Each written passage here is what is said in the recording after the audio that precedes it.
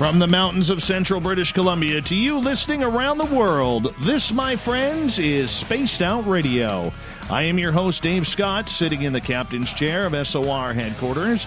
We welcome you to tonight's show on our terrestrial affiliates across North America and digitally on TalkStream Live and Revolution Radio. If you want to take a listen to our archives, they are free for you at youtube.com/Spaced Out Radio. Just do me the favor, hit that subscribe button. Follow us on Twitter at Spaced Out Radio for the show, my personal handle at Dave Scott SOR, on Instagram at Spaced Out Radio Show.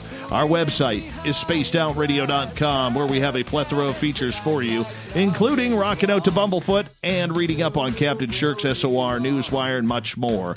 Tonight's show is brought to you by Chive Charities. Help make the world 10% happier by visiting Chive Charities today. You can find them on our website. Nate Rudd was born and raised in Spokane Valley, Washington. He spent most of his life doing two things he enjoys. Number one, working in the beer business for 30 years. Oh my gosh, that just sounds delicious. And number two, searching for Sasquatch. Nate has been an avid outdoorsman and hunter in the Pacific Northwest since he was old enough to hike and carry a firearm. For the last 7 years, though, he started investigating Sasquatch with his son Corey and brother-in-law Chris. Nate says, "We have had many interesting, serious encounters. We love it, and we are searching for the truth and answers regarding this subject and hope to find them someday." Then at the bottom of hour number 3, I will bring you the SOR Newswire, brought to you by Paranoia Magazine. Mr. Nate Rudd, pleasure to have you on Spaced Out Radio for the first time. How are you? Doing fantastic, Dave Scott. Thanks for having me. Thank you. And I know you're a big fan of the show, and I appreciate that because you're always in our chat room almost every night. And I really appreciate you listening in to what we do on a nightly basis as well. So the fact that you like the woo and you enjoy what we do, I appreciate that as well, man. Oh, thanks, Dave. Yeah, I love it. I'm into all of that stuff. So I lived in a haunted house for 10 years, and we've seen some UFOs, and our big thing's Bigfoot. So that's our main focus. But yeah, I'm into all of that stuff. So your show's perfect. Now, I gotta say this right off the bat. Tell us about the beer. Because I've been doing that for a long time. We carry all kinds of great brands up here in Spokane, Washington. The main brand we carry is all the Anheuser-Busch brands, but I've got everything under the sun. We're even getting into spirits and wine and energy drinks. Yeah, we've got everything. So it has been a fun business. It's been ever evolving, but I really enjoy it, and work for a great company. So yeah, it's been great. So how do you go about going from 30 years of shilling beers all over the place? I almost said province. I mean the state, and now getting into Bigfoot, man. How does that work? That's a great question. I was always kind of into that stuff as a kid. When I was a kid, watching all the old monster movies, and back in the 70s, they had a show on every Saturday called Creature Feature, and if my mom didn't call me in from playing outside to watch that, and I missed that, boy, I was upset.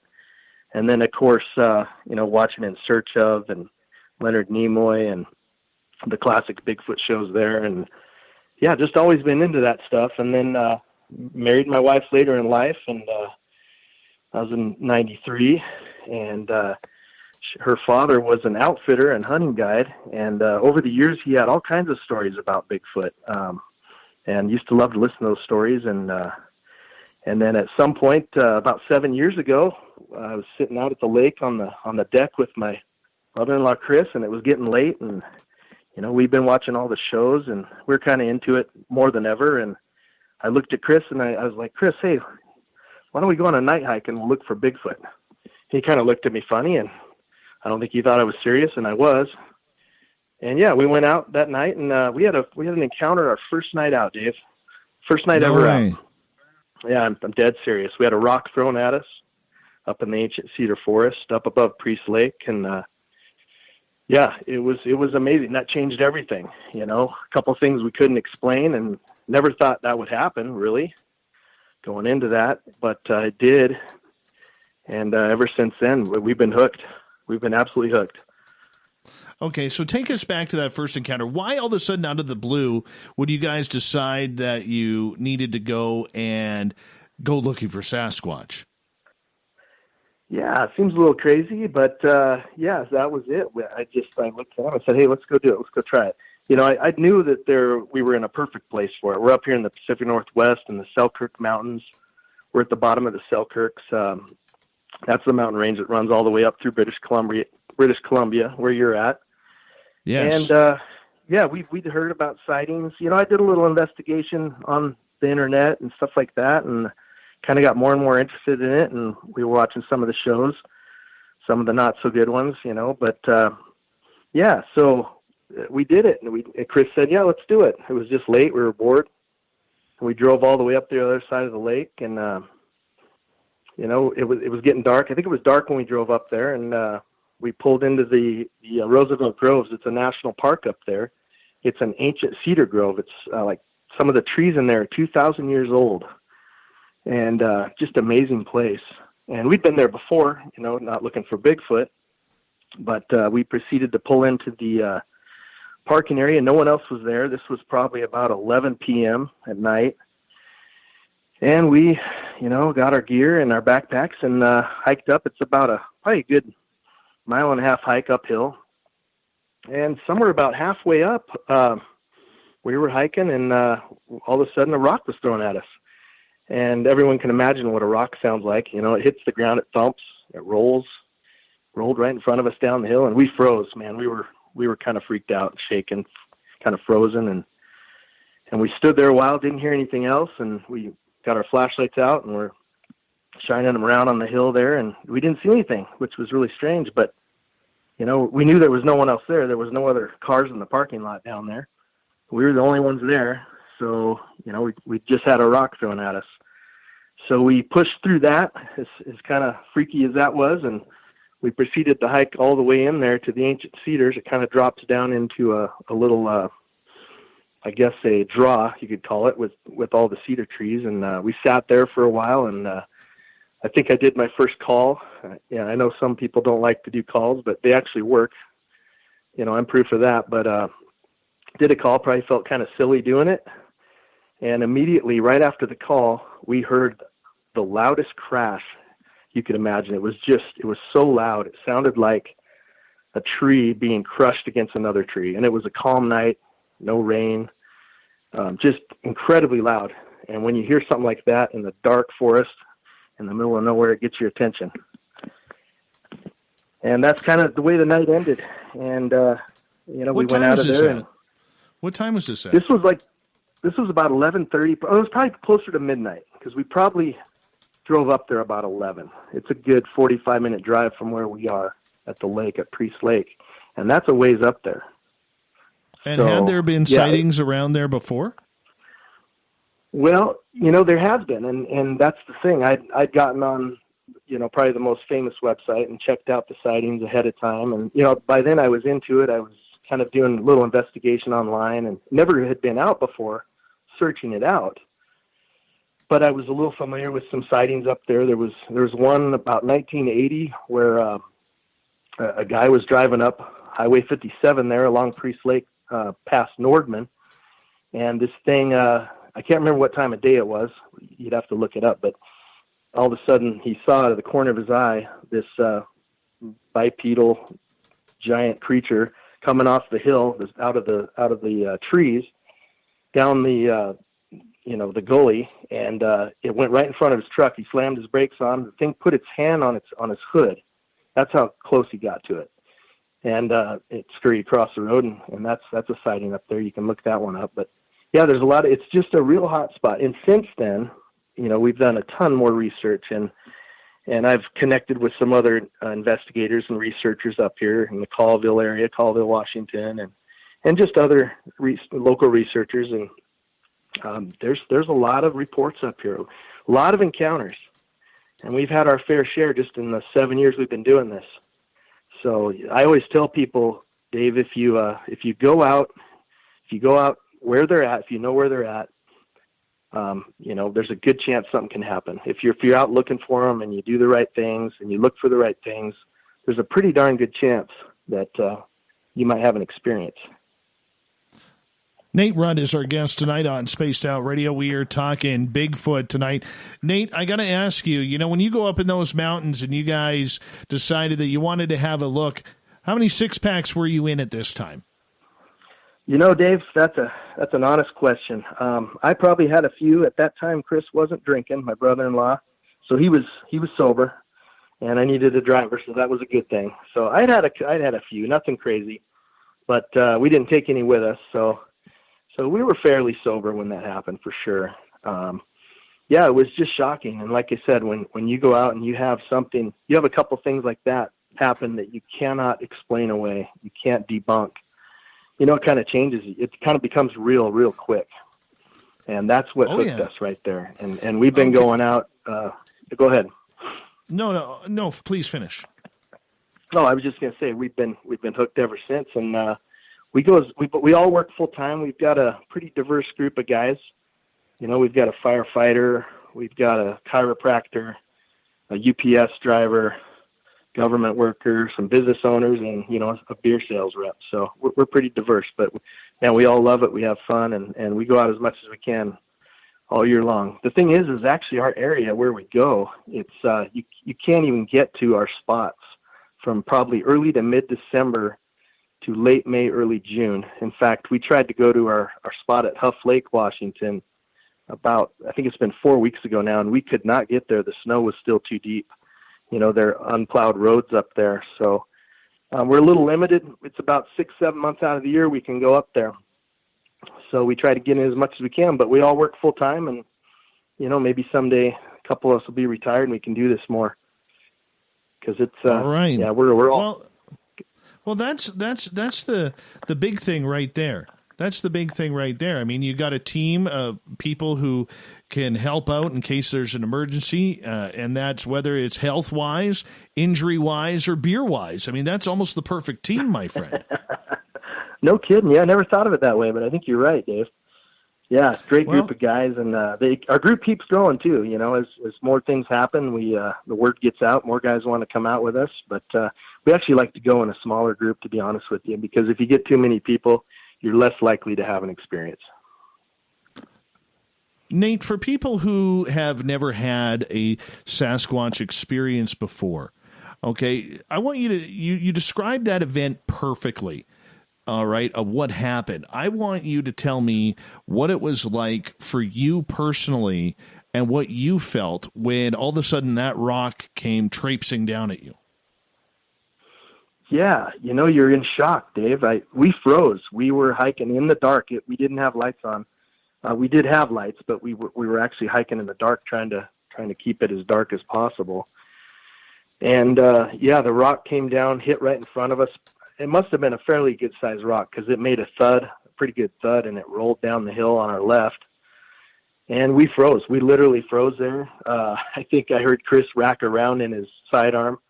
And I was just frozen, and we were just looking in the dark and just waiting to hear something. At first your mind goes to, did we just spook an elk or a deer or something? Right. You try to debunk it. Your brain tries to debunk it, but no, there was nothing there. There was nothing ran away. And then by then we're driving our flashlights, and we shine the whole, and we have really bright flashlights.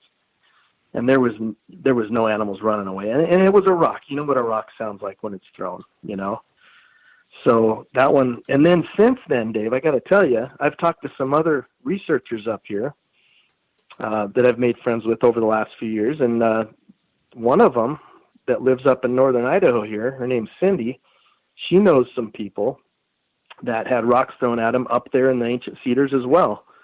So when you hear stuff like that, yes, absolutely. So that kind of validates what happened to you when you hear of other encounters in the same area that are similar or exactly the same.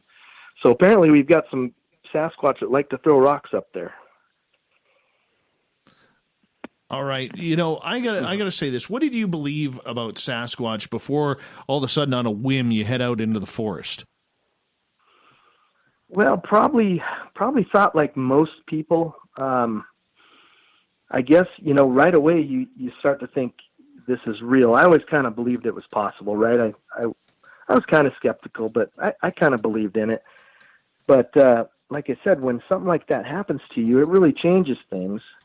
And I mean, I know we're going to get into it here tonight, but I've got all kinds of crazy stuff that's happened to us. That's pretty mild compared to some of our encounters. And so I probably thought it was a wood ape or a forest ape, or I was probably in the old school kind of state of mind on that. But I'll tell you what, since I've dug into it over the years, I've changed 180. I do not think they're an animal. I do not think they're an ape. And I think all you have to do to verify that is to look at the Native Americans, the First Nations stories and legends, and not one tribe in the United States and Canada thought of them as an ape or an animal. They thought of them as a people. So I believe they're more human. And a lot of people know they've done some DNA studies, and we can get into that if you want, but it kind of changes things when you really start to do research and you start to have encounters and you realize that they have special abilities that you cannot explain. And there's just a lot more to it, Dave, than just being an ape. And I know there's a lot of people, a lot of other investigators out there that probably disagree, but there's probably a couple camps on that opinion. Nate Rudd is our guest tonight on Spaced Out Radio. You know, I agree with you. I'm on the fact. I'm not saying that there is something, spectacular about this creature. I'm not saying that there is something magical or whatever, but I do believe there is something supernatural about it. What it is, I don't know what it is.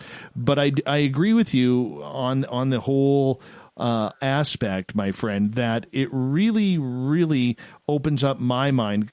Because back in 2013, when I had my sighting, and then a few days later saw that pixelation by a tree, that really, really bugged me. Because right after that pixelation, four of us got roared at, and that was only 150 feet behind us. All right. It was eerie. It was scary. I mean, just thinking about that still puts, my 3 back hairs up on attention. Right. So, I mean, that's kind of the way I look at it, is there has to be something different about this creature. I don't know why, but that's it. What's your idea of these researchers out there who absolutely refuse to look at that as potentially evidence? Well, I respect them, Dave. I respect everybody. But you have to open your mind a little more, and you have to be willing to bend as we learn more. And I just think if you look at the Native American legends, I mean, they've been here a lot longer than we have, and they all speak of the same thing. They all thought that these things were supernatural, and they all had a different name for them. It kind of all meant the same thing. If you look at it, they all translate to hairy man or hairy tribe or mountain giant, or none of them translated to any kind of an animal. So, and you know what, Dave, none of us really know. So I could be wrong here and there, but that's just my opinion. That's where I'm at on it. Knowing what I know now is a lot different than when I started. And if you look into that, what the First Nations people believe, they didn't believe they were an animal. So I think that holds a lot of weight.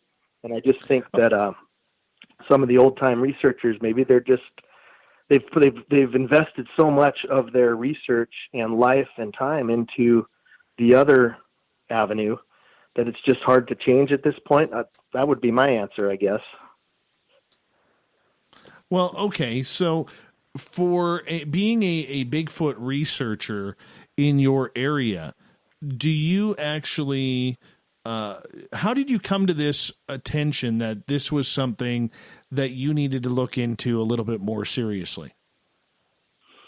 Well, as we got into it more and did more research, of course, reading books and listening to a lot of eyewitness encounters, that's the main thing right there. I mean, I believe that the best evidence we have of these beings is all the eyewitness encounters. You have thousands and thousands and thousands of eyewitness encounters, and a good majority of them, I can't give you a number, Dave, but a good majority of them all say, especially the ones that had a sighting, they all say that the face looked, not all of them, but most of them say the face looked more human if you ask them. And that's just from listening to people tell their encounters over the last 7 years. And you just start to put one and one together over the years, and eventually, you can't discount that stuff.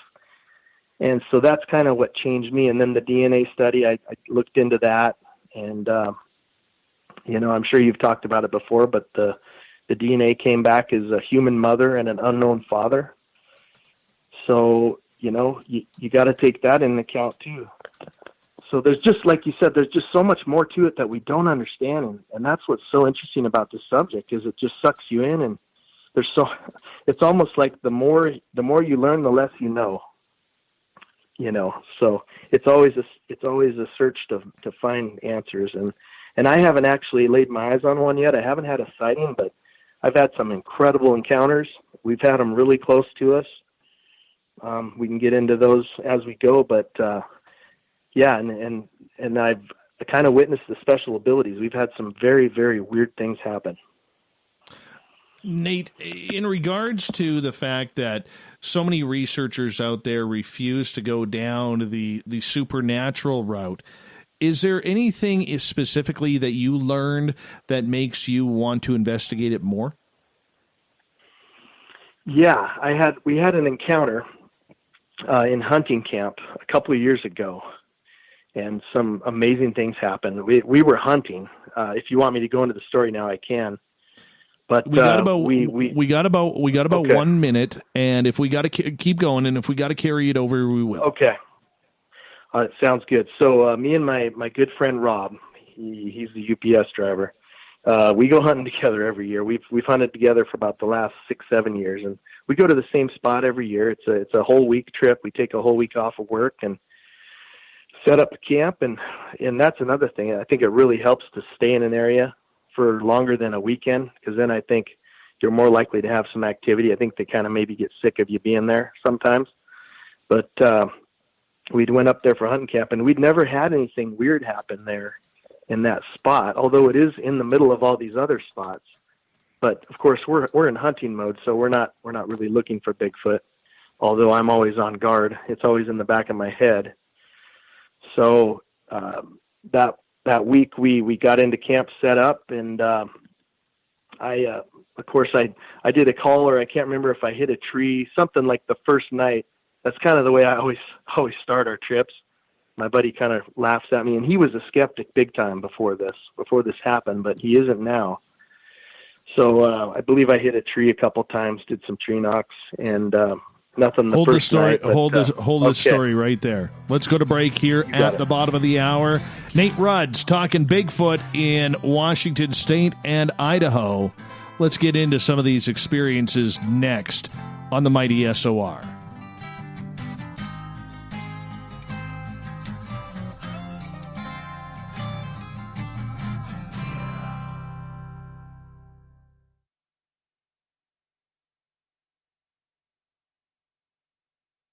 Hey, space travelers, this is John Resig, founder of the Chive and Chive Charities. If you know anything about our website, you know we like to do things a little differently. We're not some faceless organization collecting money for a nebulous cause. Our donor dollars go directly toward life-improving items. Then we give those items directly to an underdog who needs it most. To become a donor with Spaced Out Radio's official charity, Chive Charities, just go to chivecharities.org/donate. From the heartlands of Canada to beards around the world, we know how to take care of you. Fill your follicles with the Mighty Moose Beard Oil. All our oils and balms are handmade and 100% natural ingredients because we care about your beard. And hey, use the promo code SOR2019 and get your Mighty Moose Beard Oil today. You can check us out on our website, mightymoosebeard.com.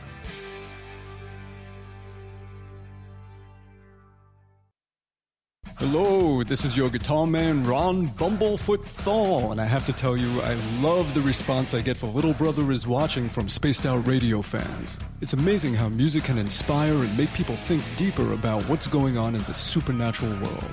You can head over to my website, bumblefoot.com, to check out my music, my guitar workshops, my touring, even check out some of the hot sauces that I'm working on. And make sure you keep on listening, because with Spaced Out Radio, you know Little Brother is watching. Hey everybody, the SOR Space Travelers is open. For just $5 a month, you can hang out with Dave and our crew privately in our members-only section. With your signing, you'll receive newsletters on what's going on with Spaced Out Radio. You'll have direct contact with the host during the show in our chat, live streaming videos, and a great forum for your posts and more. Become a space traveler now at spacedoutradio.com.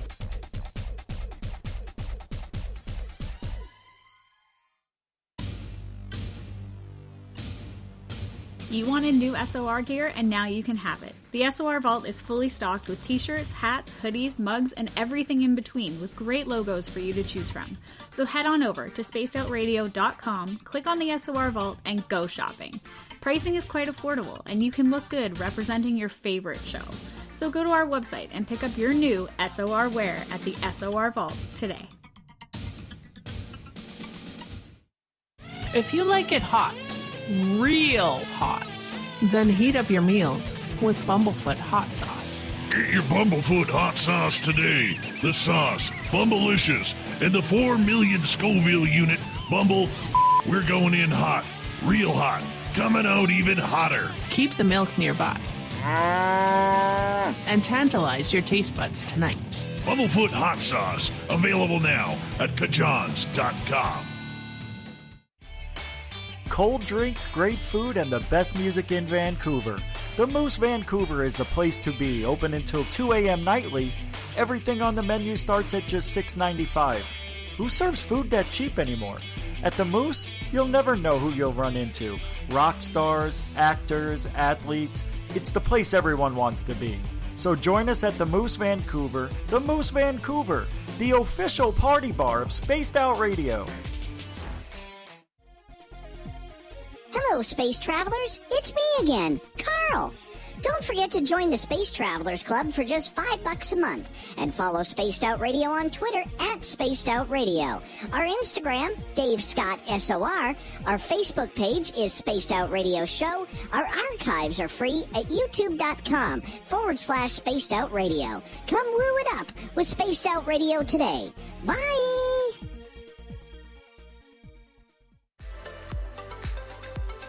Are you looking for great advertising value for your company?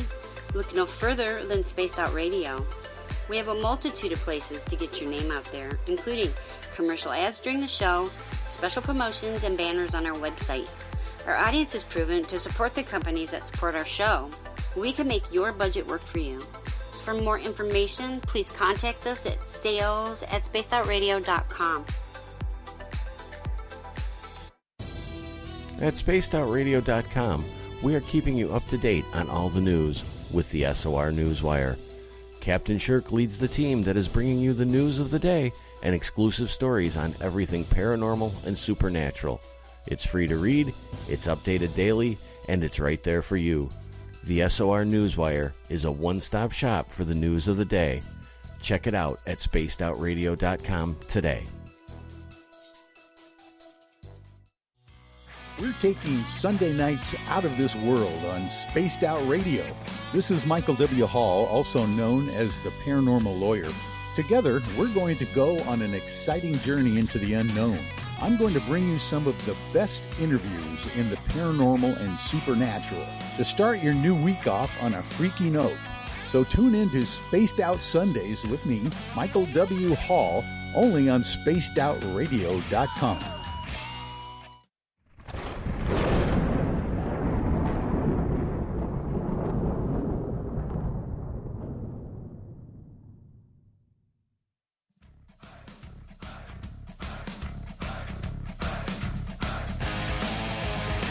Welcome back to the second half hour of Spaced Out Radio tonight. I am your host, Dave Scott, sitting in the captain's chair of SOR headquarters. Thank you so much for joining us. I really appreciate you taking the time to spend with us. I want to remind all of you that if you've missed portions of this show or others, you can check out our free archives by going to youtube.com/Spaced Out Radio. Just do me the favor, hit that subscribe button.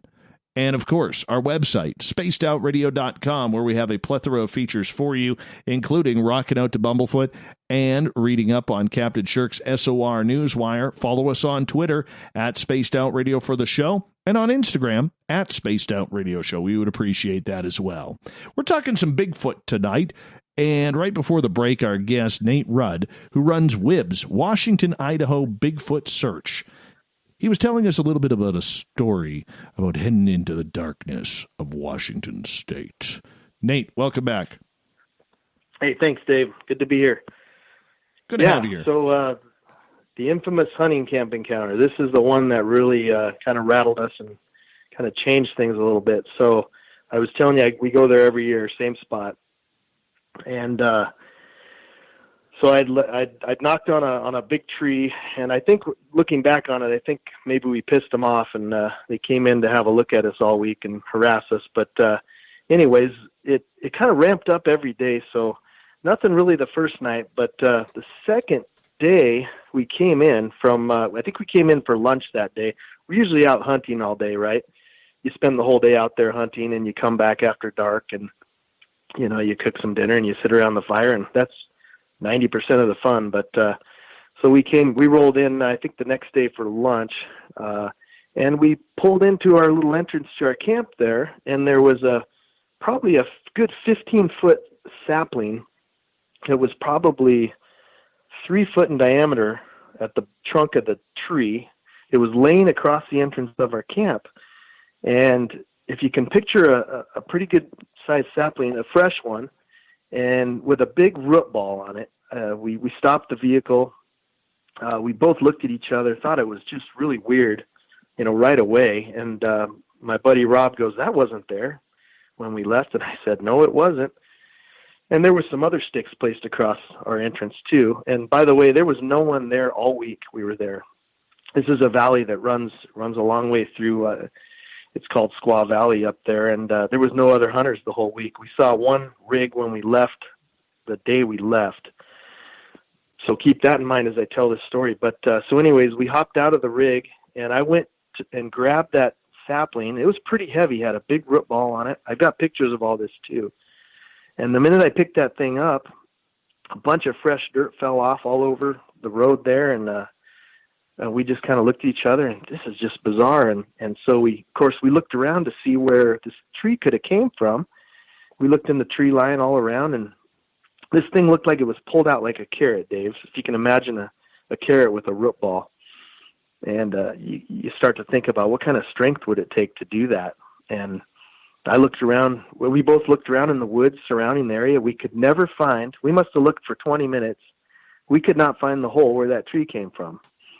So something placed that tree across the entrance of our camp, and that was the first really weird thing that happened, where we were scratching our heads. And I don't know if I was thinking Bigfoot at that point. I might have been, because my mind usually goes there, but I don't think Rob was. And then, so, you know, very bizarre.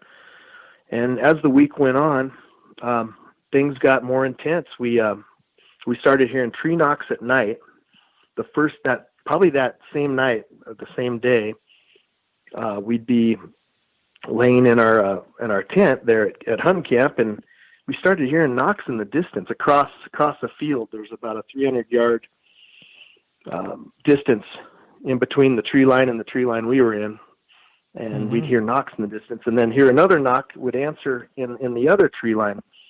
And of course, I think I'm thinking Bigfoot by then.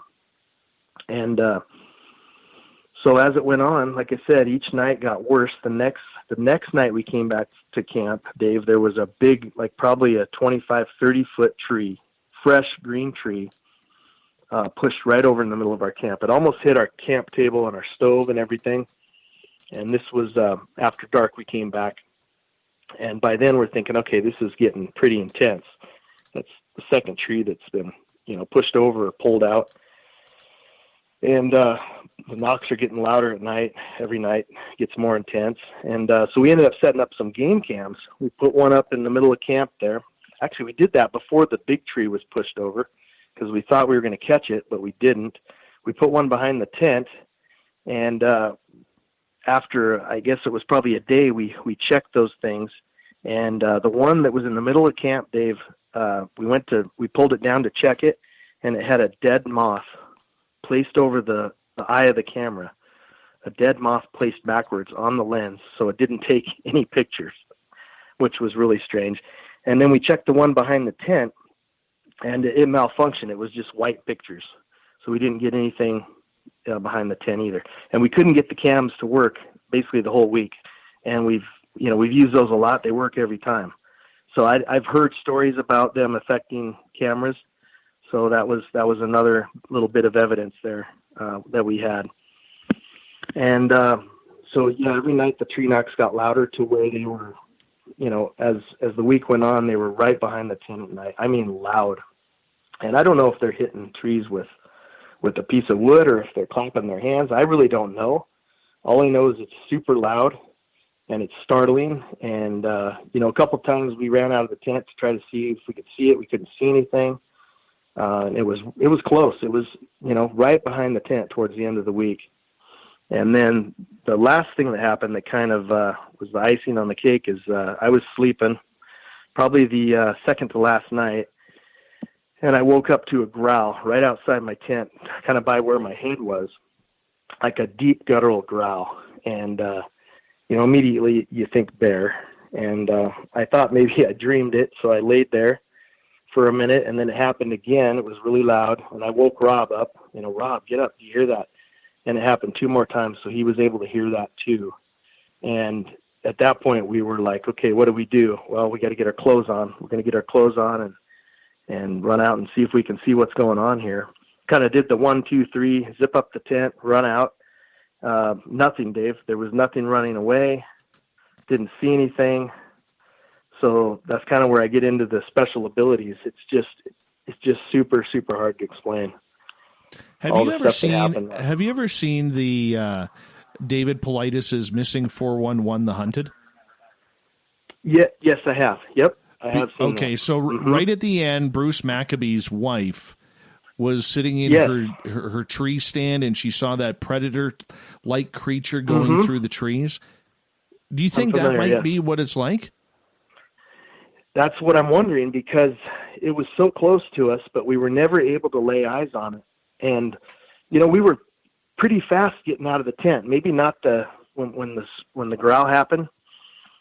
Maybe it took a minute to get our clothes on, to run out. But, that's the thing. I mean, we knew it was super close, but we'd run out and we'd search around with our flashlights and search the tree. There's trees all around us, but we never even heard it run away. That's the weird thing. If it was a bear growling outside your tent, the minute you zipped it up, I don't know if you've heard a bear run through the woods, but they're not quiet when they're running. They're cracking sticks and breaking branches and stuff.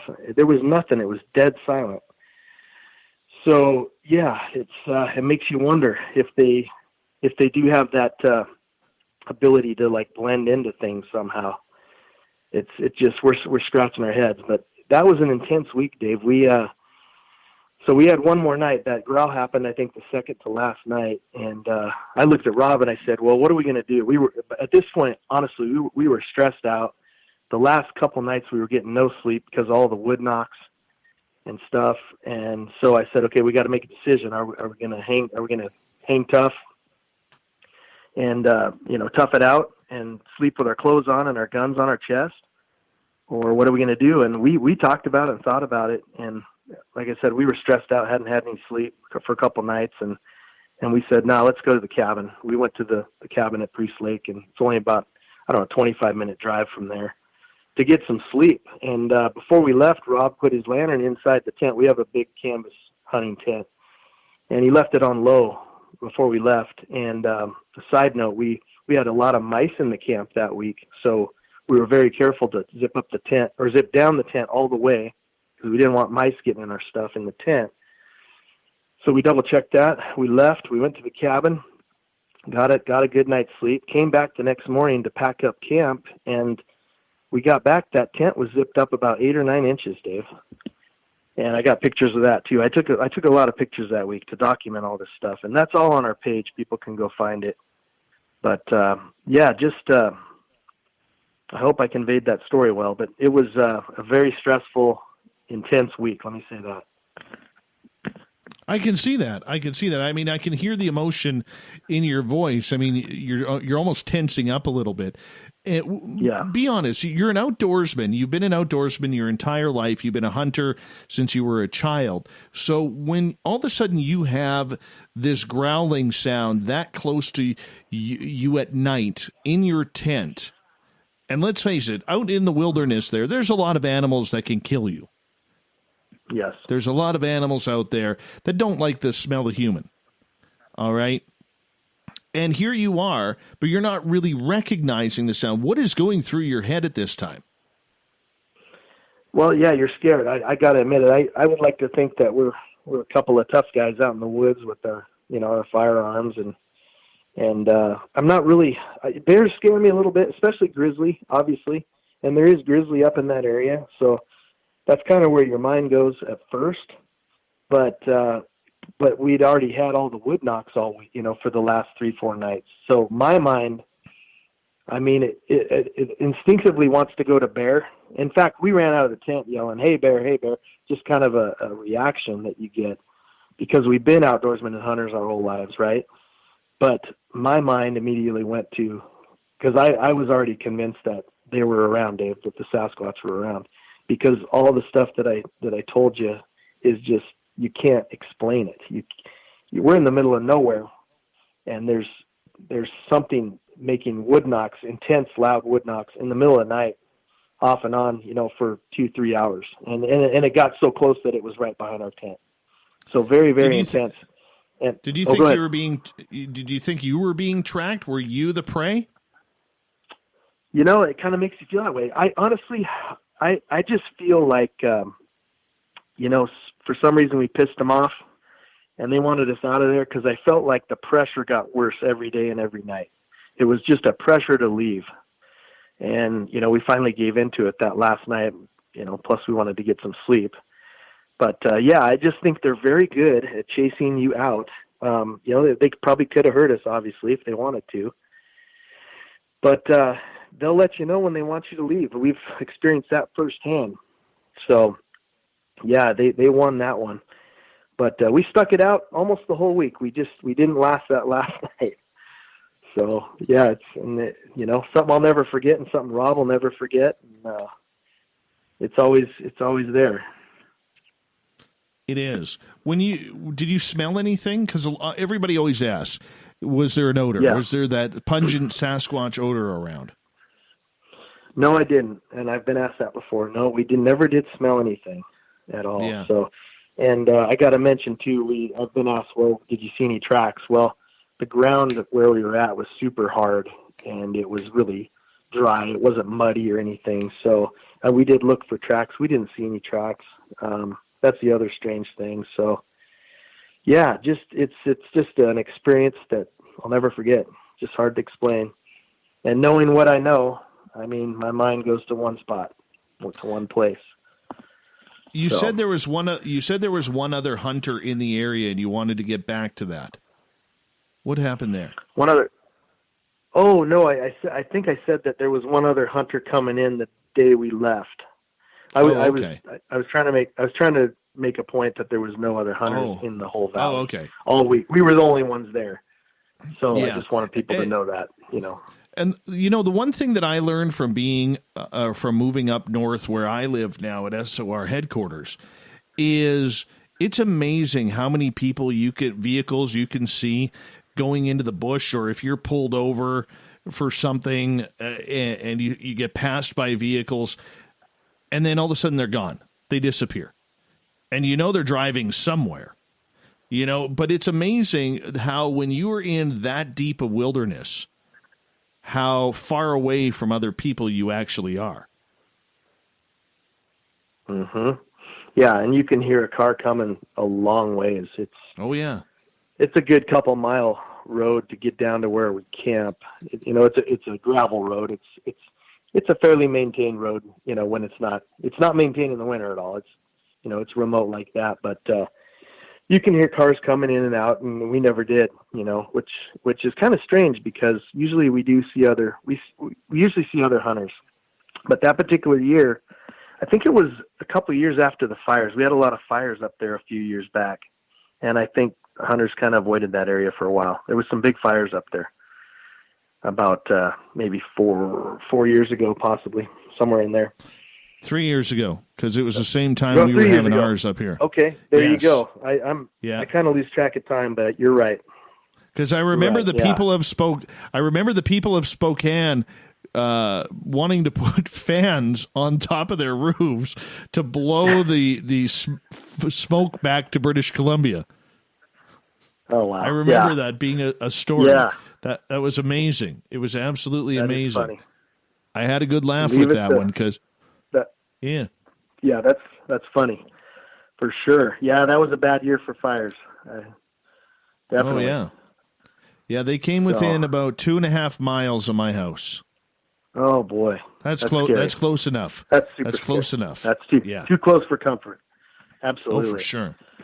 Absolutely, my friend. Nate Rudd is our guest tonight on Spaced Out Radio. We are talking Bigfoot. Nate, your area for people who may have never traveled to Spokane, all right, and that Idaho border there, how remote is it?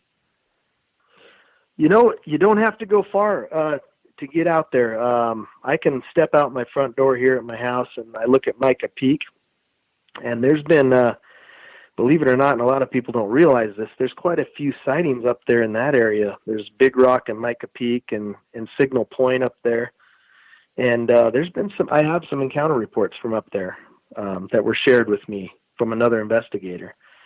So yeah, they're around in that it might take an hour to drive up there in a roundabout way, but where we go, it's a good 2-hour drive, Dave, and it's up close to the Canadian border there, up in the northeast corner of Washington, northwest corner of Idaho. It's a good drive to get up there. So, and it's real thick, old growth, cedars, just beautiful country, real big mountains up there. Yeah, we're lucky to live where we do. The people around Spokane and in the surrounding areas, are they mainly believers of Sasquatch, or is there a lot of negativity towards it? Like, I don't believe in that crap. No, I think there's a lot of believers because you have a lot of outdoorsmen, a lot of hunters in our area. And, I think a lot of people are open to it because there's a lot of sightings and stories around here. In fact, there was a sighting here a couple weeks back on the Spokane River. It must have been northwest of, Spokane City. In fact, Steve Isdall just posted it on his YouTube channel. So I thought that was pretty interesting. One from right here close to home. So yeah, they're all around. We're surrounded by mountains. I mean, mountains and lakes and they're, a lot of people don't realize it, but they're really all over the place. You'd be surprised. And, I know where you live, it's probably the same. Is there a lot of UFO activity around there, too? Because people who say they are in a hotbed of Sasquatch territory usually have a lot of UFO activity in that area as well. I believe there might be. We saw one last summer, Dave. It kind of blew us away. We were up camping up above Huff Lake there, where we found that structure two weekends ago. And we were all sitting around the fire, just, talking, having a beer. And all of a sudden, it was kind of later in the night. It was definitely real dark, real clear night. You could see a lot of stars because we were watching satellites and watching the planes go over. And you could see and hear the jet planes that were going over. You can hear them off in the distance. And all of a sudden, my son Corey spotted this thing, came over the ridge to our west. And keep in mind, this is up almost to Canada. It's way up north. Saw this light, a bright, super bright light, coming over the ridge to our west. And he said, "What the hell is that?" This thing was super bright, and it looked a hell of a lot lower than everything else we've been watching all night. And this thing came over the top of us slowly, and it, like I said, it was low, and it was super bright. It was almost hurt your eyes to look at, and it made no noise, Dave. It was silent. It made absolutely no noise, and we were just in awe watching it. And it literally flew right over the top of us and disappeared over the ridge to the east. So, it was just one of those things. It's probably the best one I've ever seen. I can't explain it. We were all shocked. Yeah, I'm not kidding. No, it was neat. Corey caught it on his cell phone, but it's hard to catch something like that on a phone camera in a dark sky. It didn't come out very good, but yeah. So yeah, we've seen some UFOs, some weird stuff like that, for sure. Oh, but back to Bigfoot, though, because that's actually why we have you here.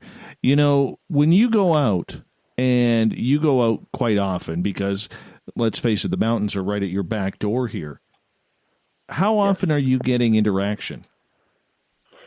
You know, that's a good question. I tell people about 75% of the time, believe it or not. You know, it can be some wood knocks, or it can be a whoop or a scream. We have a lot of luck in our areas, you know, making calls. You know, you have to be smart about it. You don't just go out and scream a lot and stuff, obviously.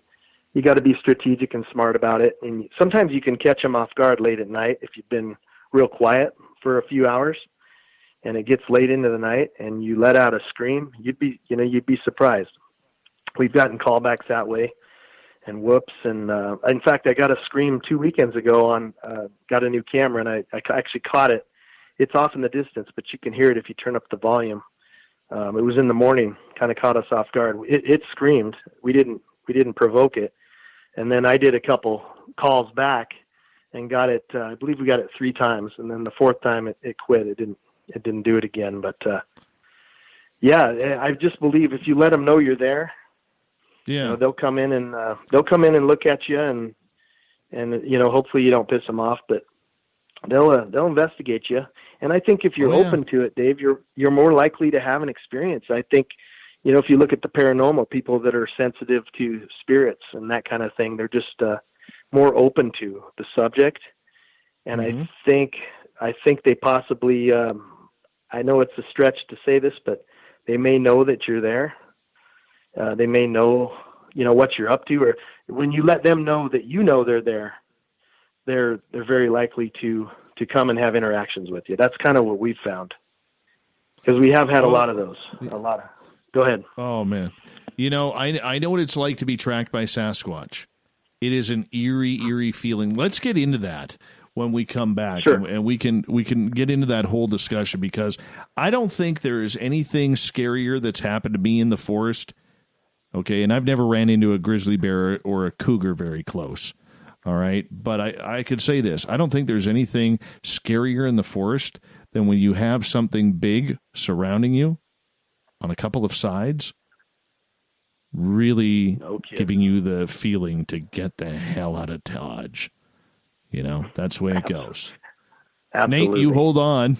Yep. Nate Rudd is our guest tonight on Spaced Out Radio. He runs Wibbs, Washington, Idaho, Bigfoot Search. It's on Facebook. You can go like their page. I highly suggest you do. He's always got some great stuff on Sasquatch there, so make sure you go give them a thumbs up. Maybe join their group as well, because I'll tell you, this guy here, I think he's doing it the right way. I think he's going to the mountains with an open mind, and we need more of that in the quest for Sasquatch. Continuing on Spaced Out Radio next.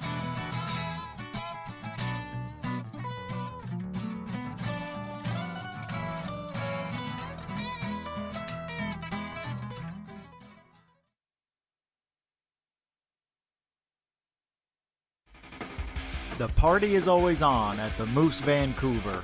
The Moose Vancouver is where you want to be when visiting Canada's West Coast. Open until 2 a.m. nightly, the Moose cranks up the rock while serving some of the best-rated food in the city. The menu starts at $6.95. Why party anywhere else in Vancouver when the Moose is right there? Get your horns up and rock with the Moose, the official party bar of Spaced Out Radio. We are scouring the world for the most intriguing stories of your day. Take the time to read up on the SOR Newswire, where our team, led by Captain Shirk, will deliver to you some of the best paranormal and supernatural news, along with some stories that will blow your mind from the weird to the wacky. It's the news outside the news that piques interest, and that's what we're looking to deliver to you. The SOR Newswire, only at spacedoutradio.com. Hello, space travelers. It's me again, Carl. Don't forget to join the Space Travelers Club for just $5 a month. And follow Spaced Out Radio on Twitter at Spaced Out Radio. Our Instagram, Dave Scott SOR. Our Facebook page is Spaced Out Radio Show. Our archives are free at youtube.com/Spaced Out Radio. Come woo it up with Spaced Out Radio today. Bye!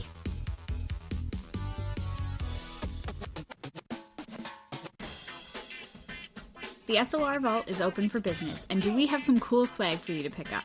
All you have to do is head over to our website and click on the SOR Vault. You have a variety of cool logos to choose from, and put them on anything you want.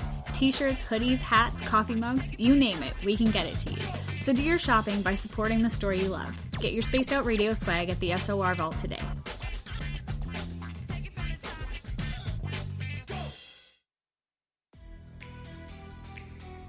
Are you an experiencer of something strange that can't be explained? Do you want help finding out what's going on? I'm Ryan Stacy, head of the Experiencer Support Association, otherwise known as TESSA. We've teamed up with Spaced Out Radio to investigate cases filled out in the SOR Sightlines report. We are independent and there's no cost to what we do. All we need is your experience. Let's find out what's happening together on the SOR Sightlines report. We all know on Spaced Out Radio we love a good beard and mustache, so why not take care of your facial hair with Mighty Moose Beard Oil? Made in Canada, we're taking care of beards and stashes around the world. We use 100% natural ingredients with our oils and balms to make your whiskers feel silky smooth. Use promo code SOR2019 at mightymoosebeard.com today.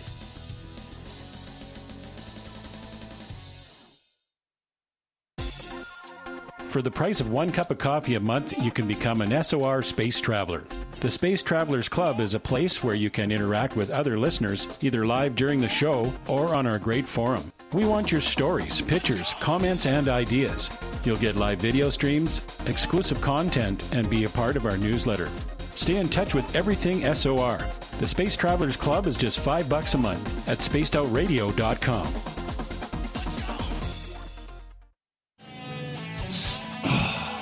I'm feeling a little spicy tonight.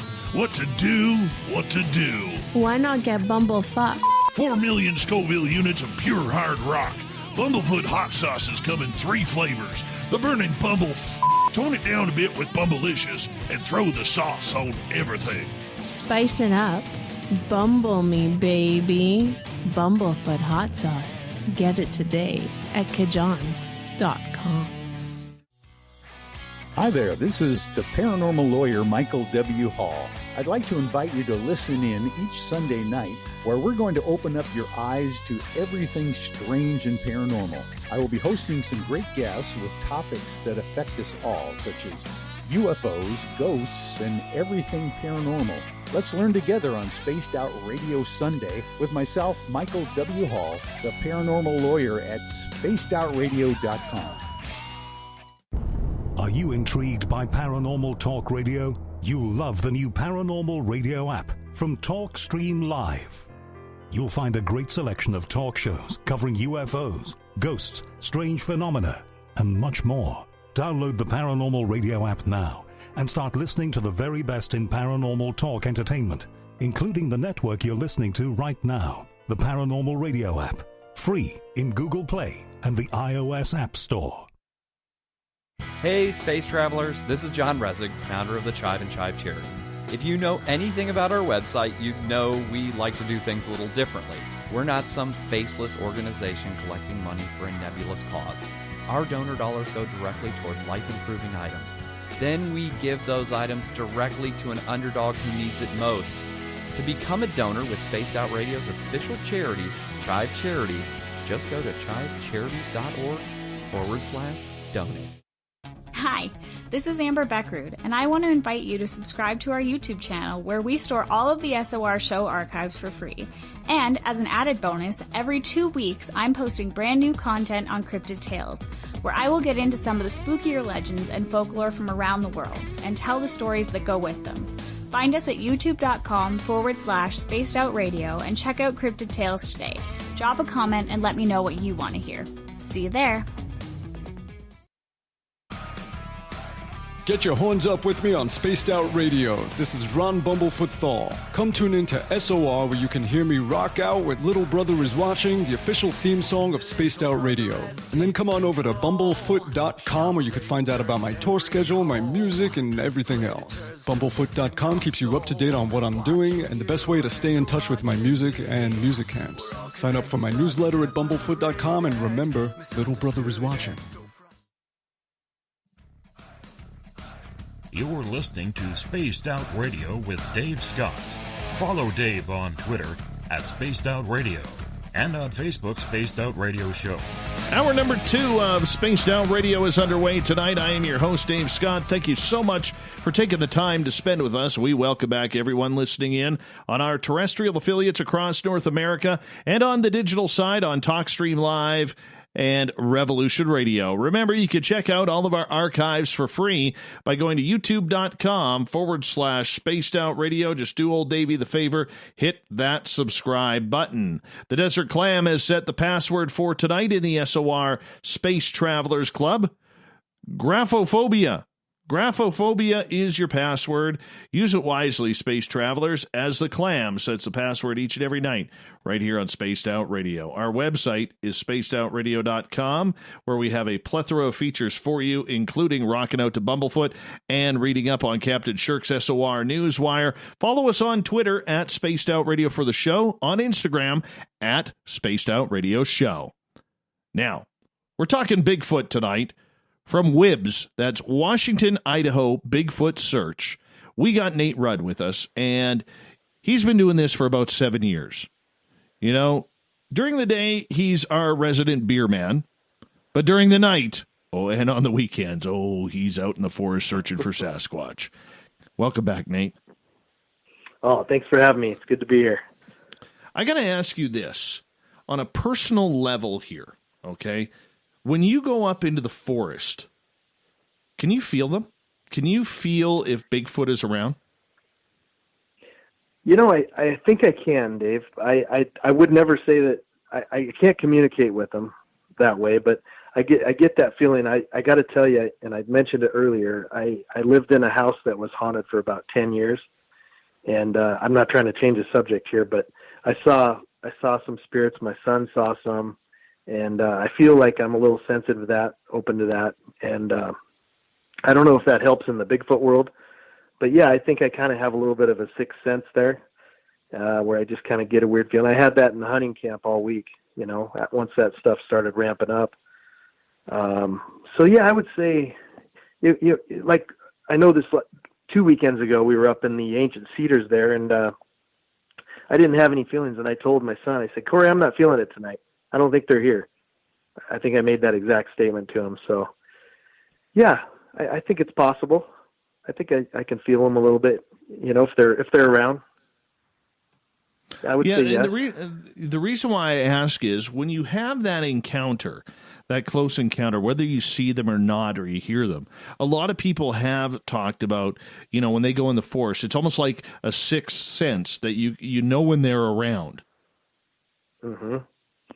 Yeah, you know, you get that feeling, and it's not just Bigfoot. I think, you know, people that are in the woods a lot, hunters and stuff, you know, if a predator's around, you can get that kind of goosebumps, that feeling that you're being watched, that type of feeling. I think that's fairly common, but, you know, I don't remember ever having that, you know, other than being around these things. So, yeah, I would say yes. Yeah. So when you're close to them, okay, or you know they're around, what do you go through? What does it feel like for you? Oh boy, I know it's tough to describe, but I mean it's one of those things where I am building up to something here. Sure. Yeah, I just like I said, I think you feel I've gotten that feeling like I'm being watched.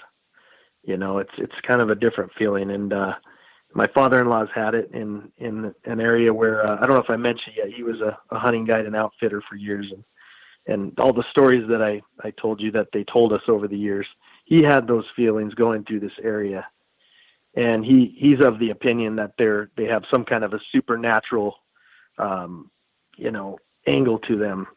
And so he's experienced that too.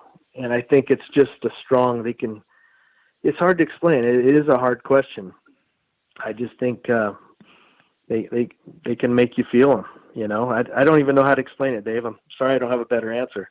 No, but I guess what I'm saying, I think you're answering it perfectly, because for people who don't understand what it's like, you know when something is around in the forest. There's just this weird sense, like you said, when there's a predator around, if it's a bear or a mountain lion or something along those lines, you get that sixth sense that you are being watched, that you are not alone. And you don't know why you get it, but you get it. And then next thing you know, you look down a couple 100 yards away, and there happens to be a bear walking with her cubs or something along those lines. It happens. And it's that sixth sense, almost like survival-like feeling that you get out there, correct? Correct. Yeah, you described that well. And then the other part is, you know, something that we've noticed too is the woods can get silent too. Like, you know, when you're in the woods, a lot of times you can hear squirrels chirping and birds chirping and stuff. And I think it's the same thing. They sense it too. And that would go for a predator as well. They get real quiet and they know something's up. So I think we all kind of have that as living creatures, you know, even as humans. It's kind of that built-in sixth sense, and some people are more sensitive than others, I would say. Have you ever, when you have been in close proximity to the Sasquatch, have you ever felt like you've got some sort of message sent to you? A lot of people will say, because I guess what I'm saying is there's a lot of people out there who believe that Sasquatch is telepathic. I've heard that. No, I haven't. I can't say that I have, Dave.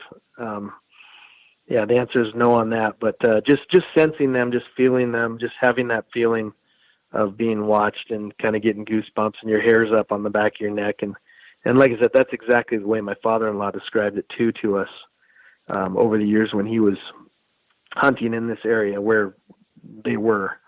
Mm-hmm. Yeah. So just feeling it, but no, I don't. Go ahead. Go ahead. No, please finish. I was going to say I've never had any messages that I could say, that I could talk about, anything like that. Human Carl, who is one of our beloved veterans who listens to this show, and thank you, Human Carl, for your service. He is asking, what's your opinion about Bigfoot being interdimensional? Boy, I don't know. I don't rule anything out though, Dave. I'm open. I think there's a lot of possibilities. There's just so much that we don't understand, how they disappear, how they leave an area so fast and, you know, appear and disappear. And yeah, I mean, I guess it's possible. I'm the type of guy that I'm not ruling anything out. You know, I'm pretty open-minded about it. So I would say, yeah, it's possible. I think so too. I think so too. And I don't know why, I just get that feeling. And I'm going with it. It feels good to be able to do that. All right. Thanks for the question, Human Carl. I appreciate that. And, you know, I know when we had our encounter at Flight 21 a couple of years ago, where my buddy Merle from Ghosts of the Great White North and our buddy Mark was there as well. And we heard the voices. You know, they're called this, you know, if you go on the Sierra Sounds by Ronald Moorhead and you listen to them, you'll hear all the hooting and the hollering, but all of a sudden it sounds like there's voices talking. And it's very, very tough. Have you heard those voices? 100%. Absolutely. We've heard them a couple times, Dave. So we've got an area. I'll just go into it real quick. It's Sullivan Lake, Washington. It's a real hot spot. There's been a lot of sightings up there, a lot of reports. So the first time we went there was a couple years ago, maybe 3 years ago, now that I think about it. It was me and my brother-in-law, Chris, and first time we'd ever been up there. We'd heard there was some reports, so we wanted to go check it out. So we found a camping spot on Sullivan Creek, actually north of Sullivan Lake. And we set up there, and real beautiful spot by the creek. And we went out that night. We crossed the creek. There was a big log, big tree that had fallen across the creek, so we were able to cross right there and get into the other side of the woods there. There's a big ridge on the other side, real steep, real thick forest up there. It's a grizzly recovery area, by the way. They take all the problem grizzlies up there. So, we were a little on edge being up there, knowing that. And so we went out that night and did a couple knocks, couple calls, and weren't really getting a lot. But I remember having a weird feeling like we were just talking about, sitting there in the dark. And all of a sudden we had crossed the creek and hiked east up the creek, which I didn't think we went that far, honestly, but we ended up going farther than I thought. So we were sitting there and we let it get dark, and all of a sudden I heard like what I thought. My mind went to a woman talking, a lady talking. I heard talking in the woods, and I immediately thought that someone was at our camp and someone heard us calling or whatever. And I just remember saying, "Chris, did you hear that? There's someone talking. They're at our camp." And he didn't hear it. He was a little ways away from me, but he didn't hear it. And for some reason, I panicked, and I for some reason thought we had to get back to our camp. So I said, "Let's head back to the camp and see what's going on." I thought, and we had our gear there. We didn't want it stolen or whatever. So we proceeded to go back towards camp, and I didn't realize how far we'd gone up the creek. And you've been around a creek before. It's kind of loud with the water rushing. And what I realized, Dave, is we went a lot farther than I thought we did, and there's no way on earth we would have heard a lady talking in our camp. We were probably a good 100 yards up the creek from our camp. So, yeah, I've heard that before, and we've heard it since in the same area. That it's kind of like a mumbling talking. You can't make out what it's saying, but it just sounds like someone's in the woods talking. The second time it happened was this last summer, and we found a pretty cool structure up there the day before, and we were sleeping in our tents, and it was storming. It was real rainy, kind of loud rain pelting the tent. And this is going to sound weird, but I woke up for some reason in the middle of the night, Dave, and I don't even know what time it was, and I couldn't move. I was frozen, and it was the weirdest feeling in the world. And a lot of people will go to sleep paralysis, but I've never had that before that I'm aware of. I don't remember ever having it. And so all of a sudden I'm waking up in my tent. It's pitch dark out. I can't move. And I just remember thinking, I got to ask Corey if he's okay. I just wanted, his tent was behind my tent, and being in grizzly country and all that, I don't know exactly why I woke up. I just woke up out of a dead sleep, but I was frozen. I couldn't talk. I couldn't yell. I was going to say, "Corey, hey, you okay?" I couldn't move. It was the weirdest thing ever. One of the weirdest things I've ever experienced. And so this is going to sound stupid, but I gave up. I finally gave up, and I just went back to sleep because I was tired. And then the next morning, we come out of the tents, and Corey he said, "Hey, something weird happened last night. I woke up, and I heard, it sounded like mumbling or talking outside the tent." And I was like, "No kidding." And I told him what happened to me, and I don't know. He said he didn't look at his watch or whatever when that happened, so I don't know if it happened at the same time. But it was a weird night. And, again, talking outside the tent. Couldn't make it out. He said it sounded like a mumbling kind of off in the distance. So a couple examples right there. Yeah, we have heard that. It's a strange experience. Gary is asking, Nate, what's your thoughts on the theory that Bigfoot have taken human women as mates? Oh, I think it's very possible. In fact, the Native Americans have talked about that. In fact, some of the Northwest tribes believed that these things would steal. They'd come out of the mountains. They knew that they did this. They'd steal children and sometimes women to procreate. And actually, a Native American woman wrote about this in a book.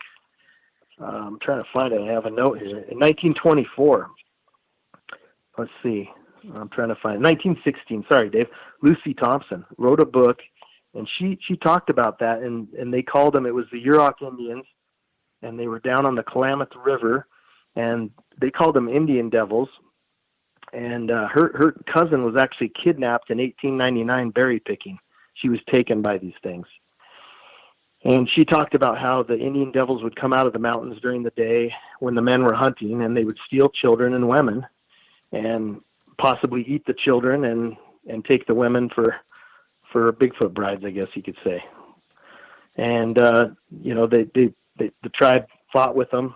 They'd go out and try to get them back. And, she wrote about that. So I think it's very possible.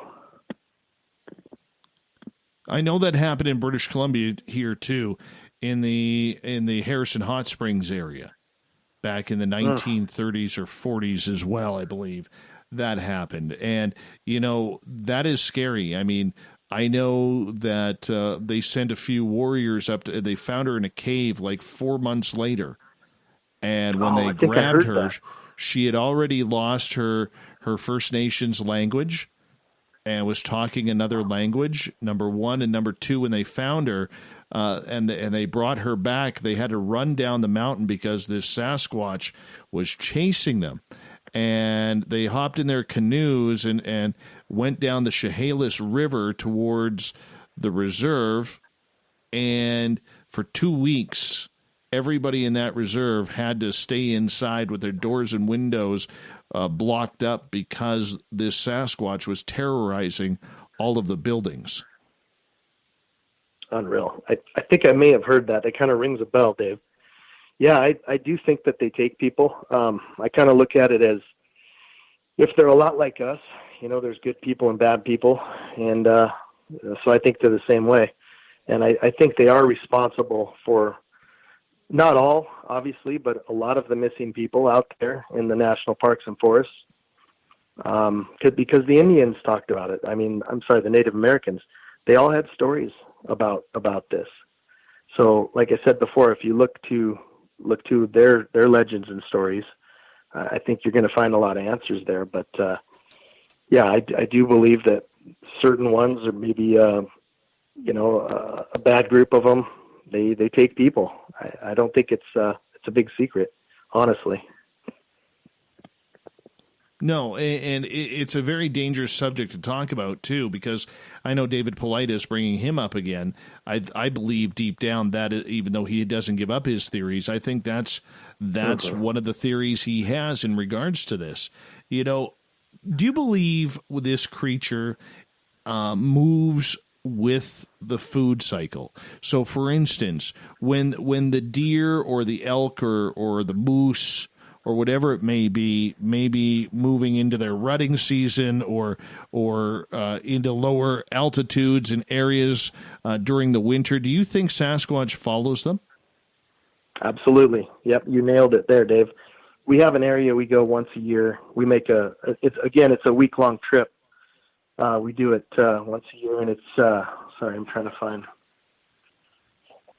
It is up north of the Clearwater River, the North Fork of the Clearwater. And what we've found, we've been making this trip for 5 years, and we've gone in mid to late August, and we've gone in early to mid-September. And the years we've gone early, we haven't had anything happen.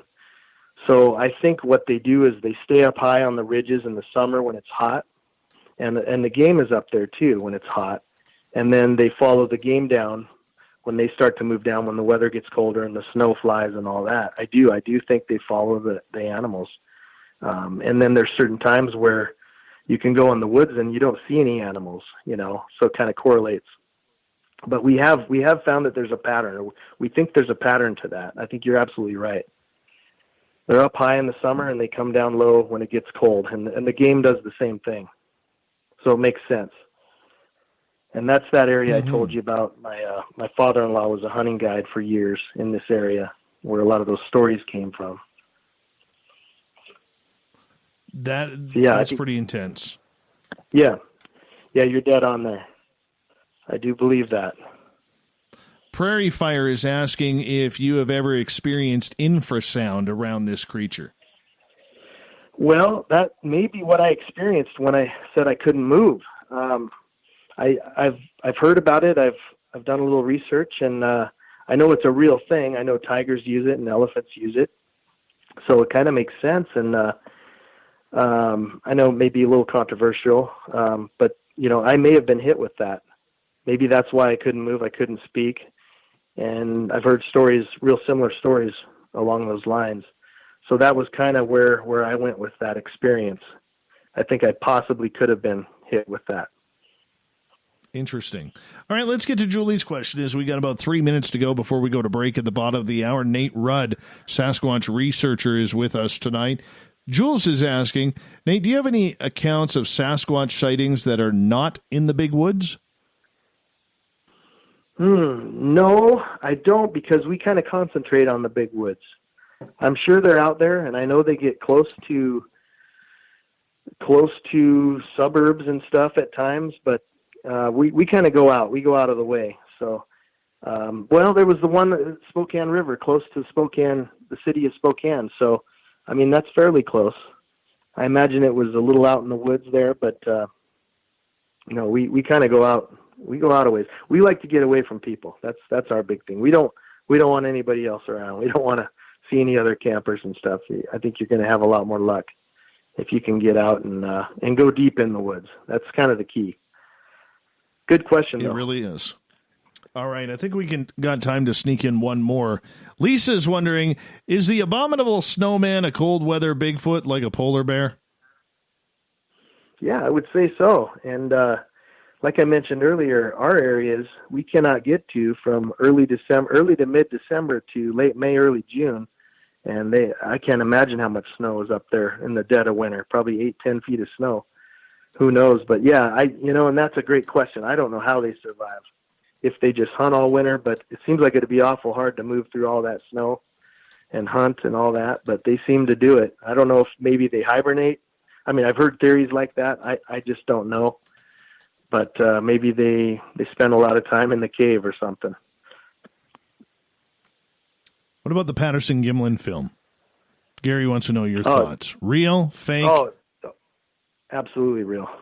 Yeah, 100%.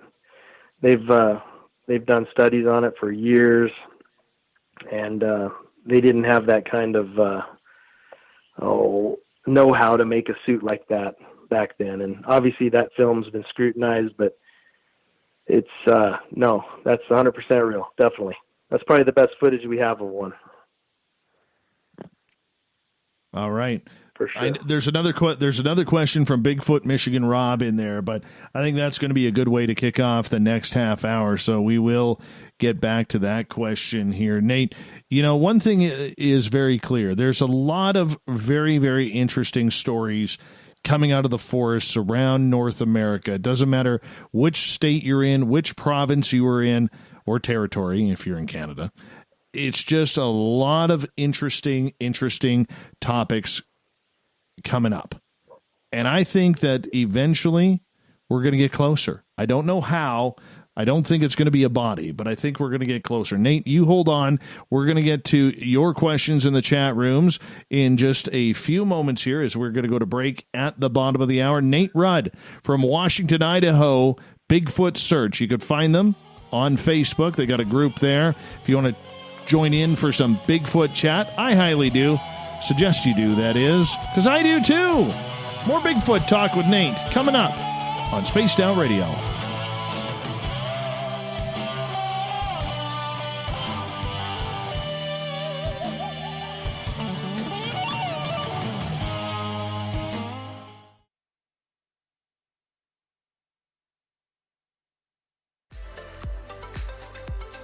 Are you looking for great advertising value for your company? Look no further than Spaced Out Radio. We have a multitude of places to get your name out there, including commercial ads during the show, special promotions, and banners on our website. Our audience is proven to support the companies that support our show. We can make your budget work for you. So for more information, please contact us at sales@spacedoutradio.com. Cold drinks, great food, and the best music in Vancouver. The Moose Vancouver is the place to be, open until 2 a.m. nightly. Everything on the menu starts at just $6.95. Who serves food that cheap anymore? At the Moose, you'll never know who you'll run into. Rock stars, actors, athletes. It's the place everyone wants to be. So join us at the Moose Vancouver, the official party bar of Spaced Out Radio. Hello, space travelers. It's me again, Carl. Don't forget to join the Space Travelers Club for just $5 a month and follow Spaced Out Radio on Twitter at Spaced Out Radio. Our Instagram, Dave Scott SOR. Our Facebook page is Spaced Out Radio Show. Our archives are free at youtube.com/Spaced Out Radio. Come woo it up with Spaced Out Radio today. Bye!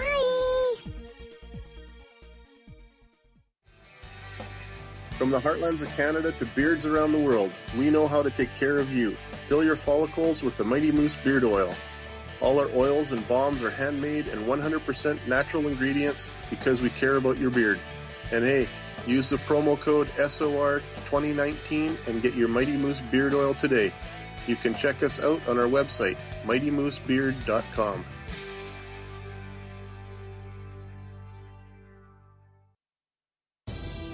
At spacedoutradio.com, we are keeping you up to date on all the news with the SOR Newswire. Captain Shirk leads the team that is bringing you the news of the day and exclusive stories on everything paranormal and supernatural. It's free to read, it's updated daily, and it's right there for you. The SOR Newswire is a one-stop shop for the news of the day. Check it out at spacedoutradio.com today. Hey, space travelers, this is John Resig, founder of the Chive and Chive Charities. If you know anything about our website, you know we like to do things a little differently. We're not some faceless organization collecting money for a nebulous cause. Our donor dollars go directly toward life-improving items. Then we give those items directly to an underdog who needs it most. To become a donor with Spaced Out Radio's official charity, Chive Charities, just go to chivecharities.org/donate. Hey everybody, the SOR Space Travelers is open. For just $5 a month, you can hang out with Dave and our crew privately in our members-only section. With your signing, you'll receive newsletters on what's going on with Spaced Out Radio. You'll have direct contact with the host during the show in our chat, live streaming videos, and a great forum for your posts and more. Become a space traveler now at spacedoutradio.com.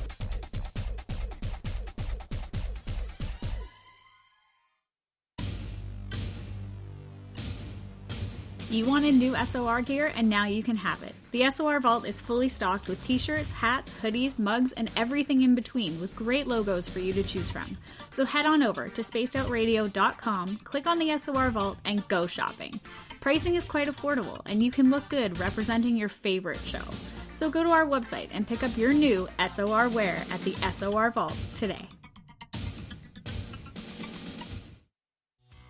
We're taking Sunday nights out of this world on Spaced Out Radio. This is Michael W. Hall, also known as the Paranormal Lawyer. Together, we're going to go on an exciting journey into the unknown. I'm going to bring you some of the best interviews in the paranormal and supernatural to start your new week off on a freaky note. So tune in to Spaced Out Sundays with me, Michael W. Hall, only on spacedoutradio.com. We're adding to the entertainment online for Spaced Out Radio. I'm Amber Beckrud, and I want to invite you to subscribe to our YouTube channel and check out Cryptid Tales, where I will take you on a journey into some of the strangest legends and lore from around the world, relaying the stories to you of the strange creatures and experiences that people have had throughout time. You can find Cryptid Tales at youtube.com/Spaced Out Radio, and while you're there, don't forget to check out our free archives and leave a comment. See you there. Hello, this is your guitar man, Ron Bumblefoot Thal, and I have to tell you, I love the response I get for Little Brother is Watching from Spaced Out Radio fans. It's amazing how music can inspire and make people think deeper about what's going on in the supernatural world. You can head over to my website, bumblefoot.com, to check out my music, my guitar workshops, my touring, even check out some of the hot sauces that I'm working on. And make sure you keep on listening, because with Spaced Out Radio, you know Little Brother is watching.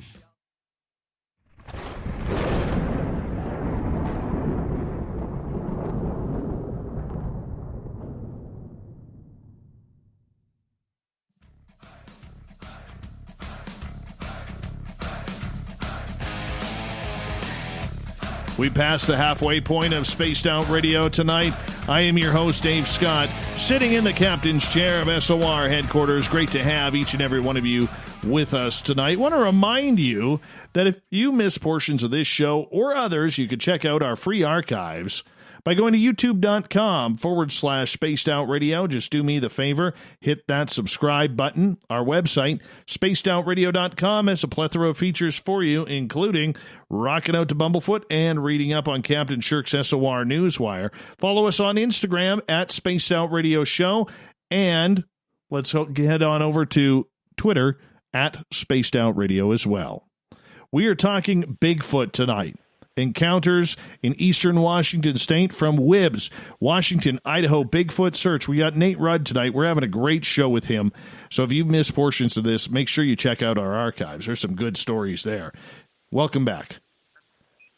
Thanks, Dave. Great to be here. Not a problem. Not a problem. How close do you think you have really been to Bigfoot? Oh, boy. Well, the hunting camp encounter, I had one honestly, within probably 10 feet of my head, I would say. And I think that's conservative. It was right outside the tent. Loud growl. Scared the you-know-what out of me, for sure. It happened 4 times. So, yeah, very close.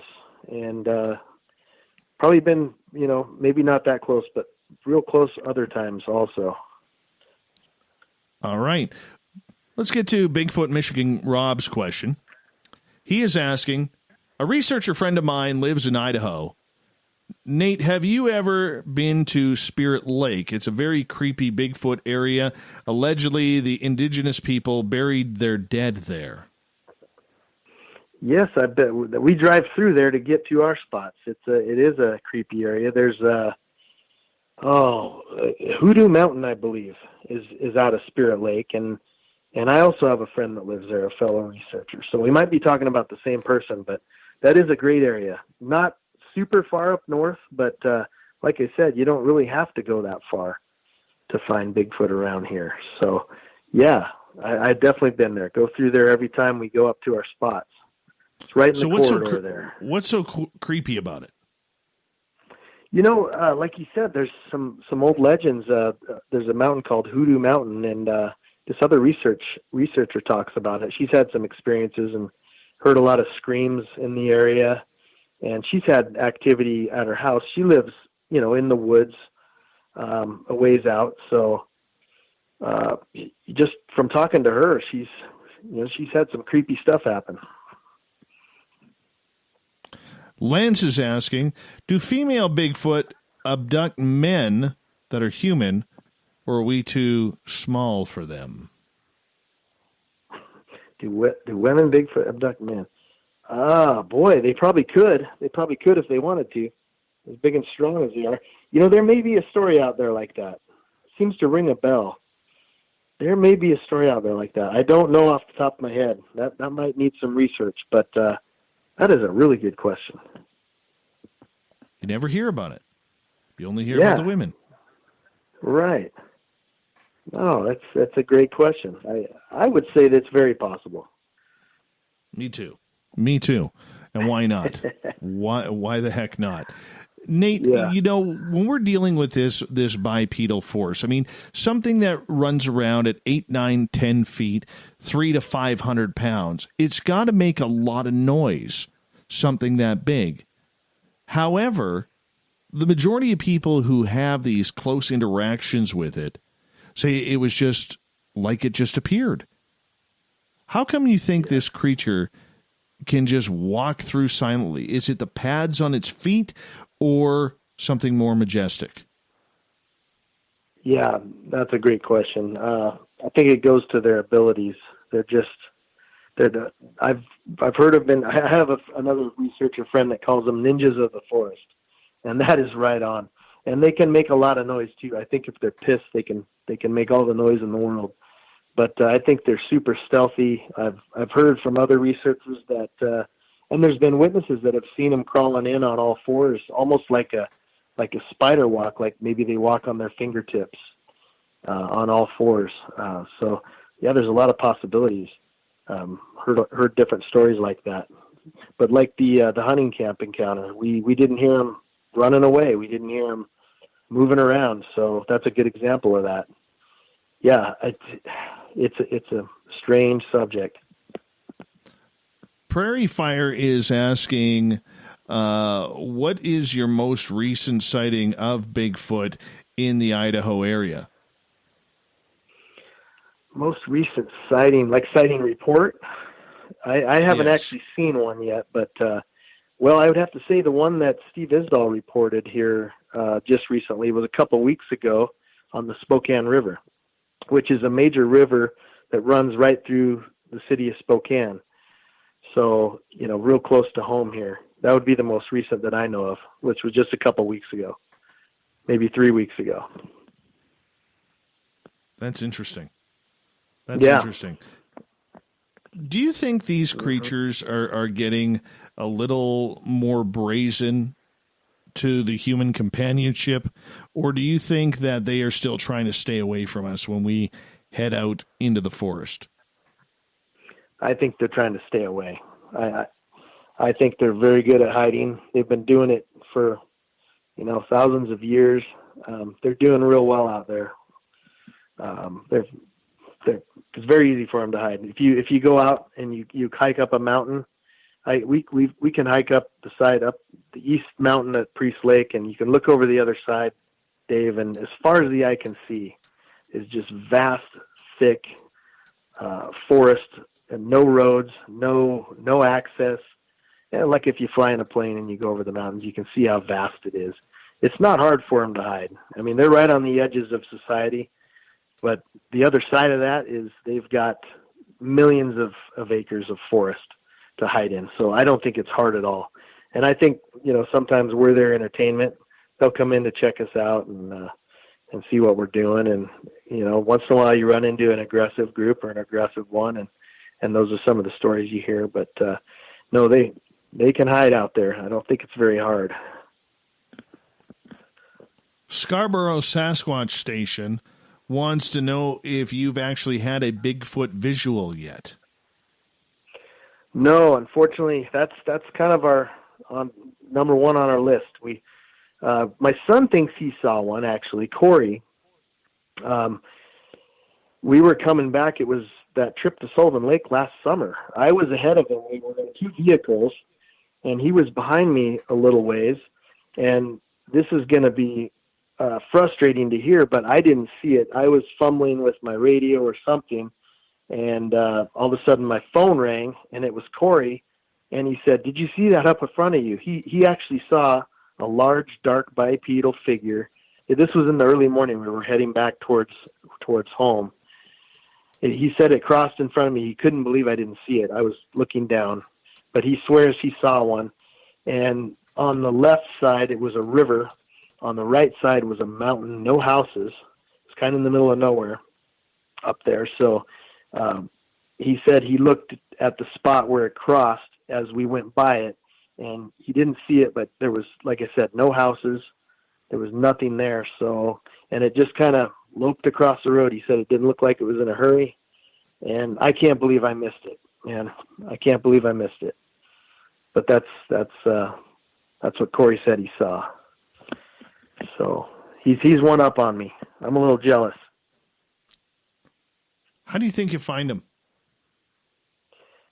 Well, like I said, Dave, I think if you go, a good place to start is find out where the reports are from, the areas where the reports are coming out of, and go explore. And like I said, it helps to get off the grid as much as you can. There's weekends and some of our bigger trips where we'll hike in, we'll actually backpack in, take all our gear and our tents and all that with us, hike in a couple days and get deep in there. And that's when you're going to have the most luck, I think. The deeper in you can get, the better you're going to be. But no, they're and like I said before too, I think if you let them know that they're there, there's probably a pretty good chance they might come check you out. I don't think it's as hard as people think it is. If you kind of learn how to call them in and stuff. So yeah, I'd just say find where the reports are and go out and spend some time in the woods. The longer you stay, the better. Well, it obviously isn't working for you, man. You haven't seen one yet. Well, yeah, you're right. I haven't seen one. No, I have not laid my. Yeah, good point. I'm but, just teasing. You know, I'm just teasing. No, by the way. I know. No, rub it in. No, I have not seen one. I want to see one so bad.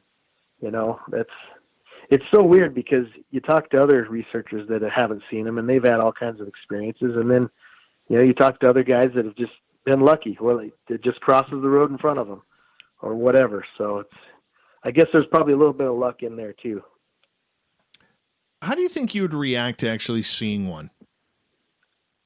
Boy, it'd be. Have you ever asked yourself that? Yeah, I think I thought about it for sure. It would be quite, just the ultimate experience to sit there and be able to watch it. I don't even know if I'd find my camera in time. I'd probably just be kind of frozen watching it. It'd just be amazing. Yeah, I agree with you there. I don't think you'd get your camera. You've actually seen one. You've seen two, Dave. One. I saw two within 100 feet of me. Wow, that is incredible. That was in September 2013. Nice. Yeah, you're lucky, man. That's neat. Yeah.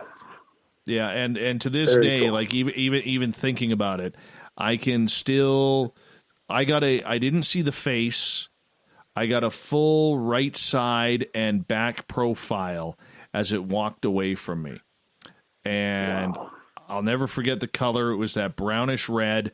The best feature that I saw was just how big those shoulders are.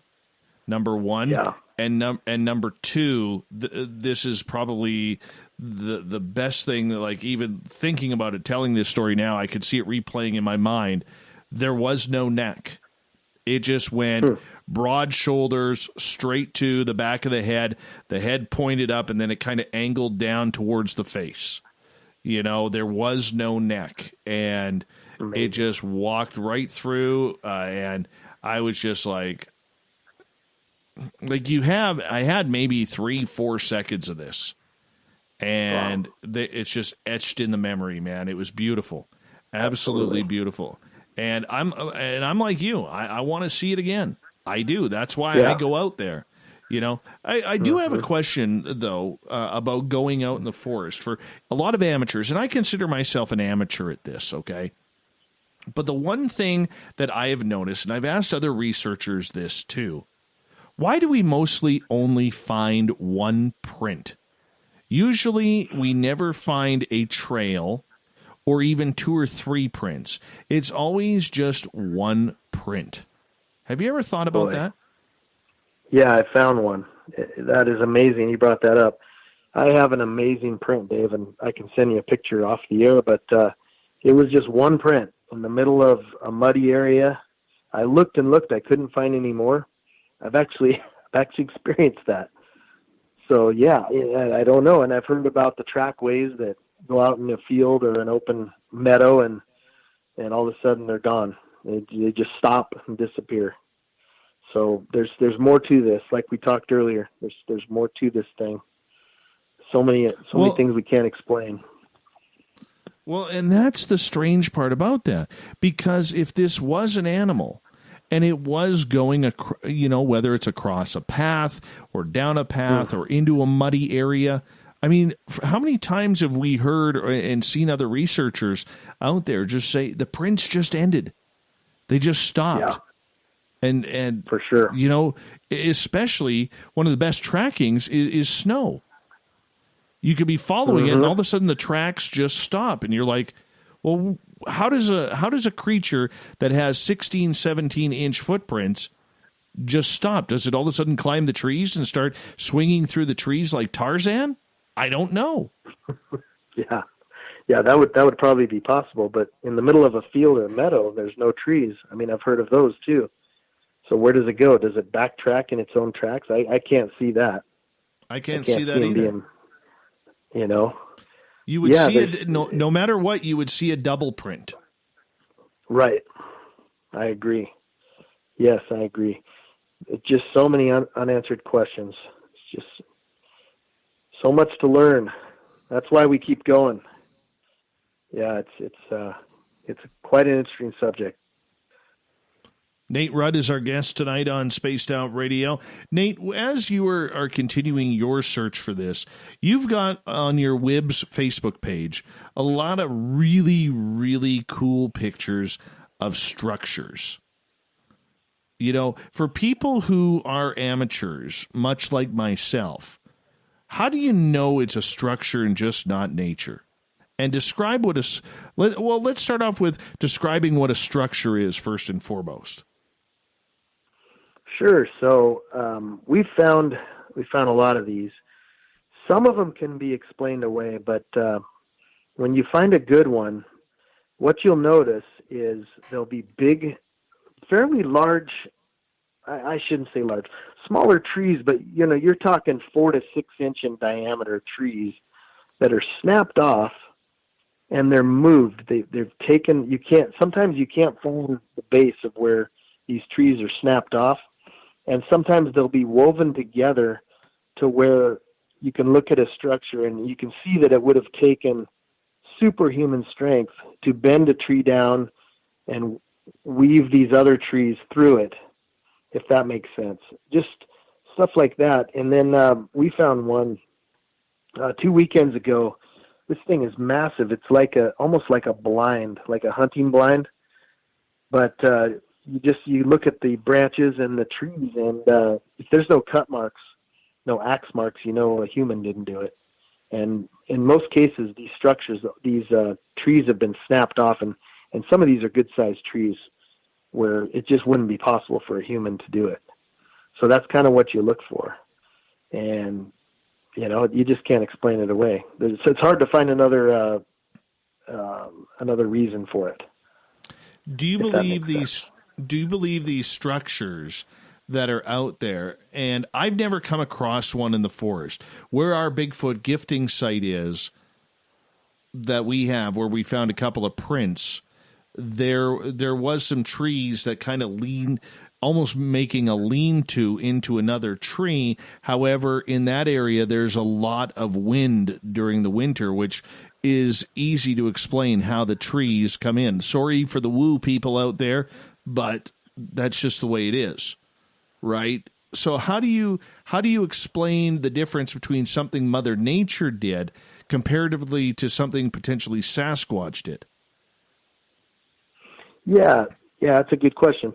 So yeah, a lot of it can be explained away. The ones that are bent over and stuff, some of that's snowfall, heavy snowfall during the winter, and it's bent them over. But there's some intelligence to the intricate ones. You can tell that they've woven them in and out through other trees.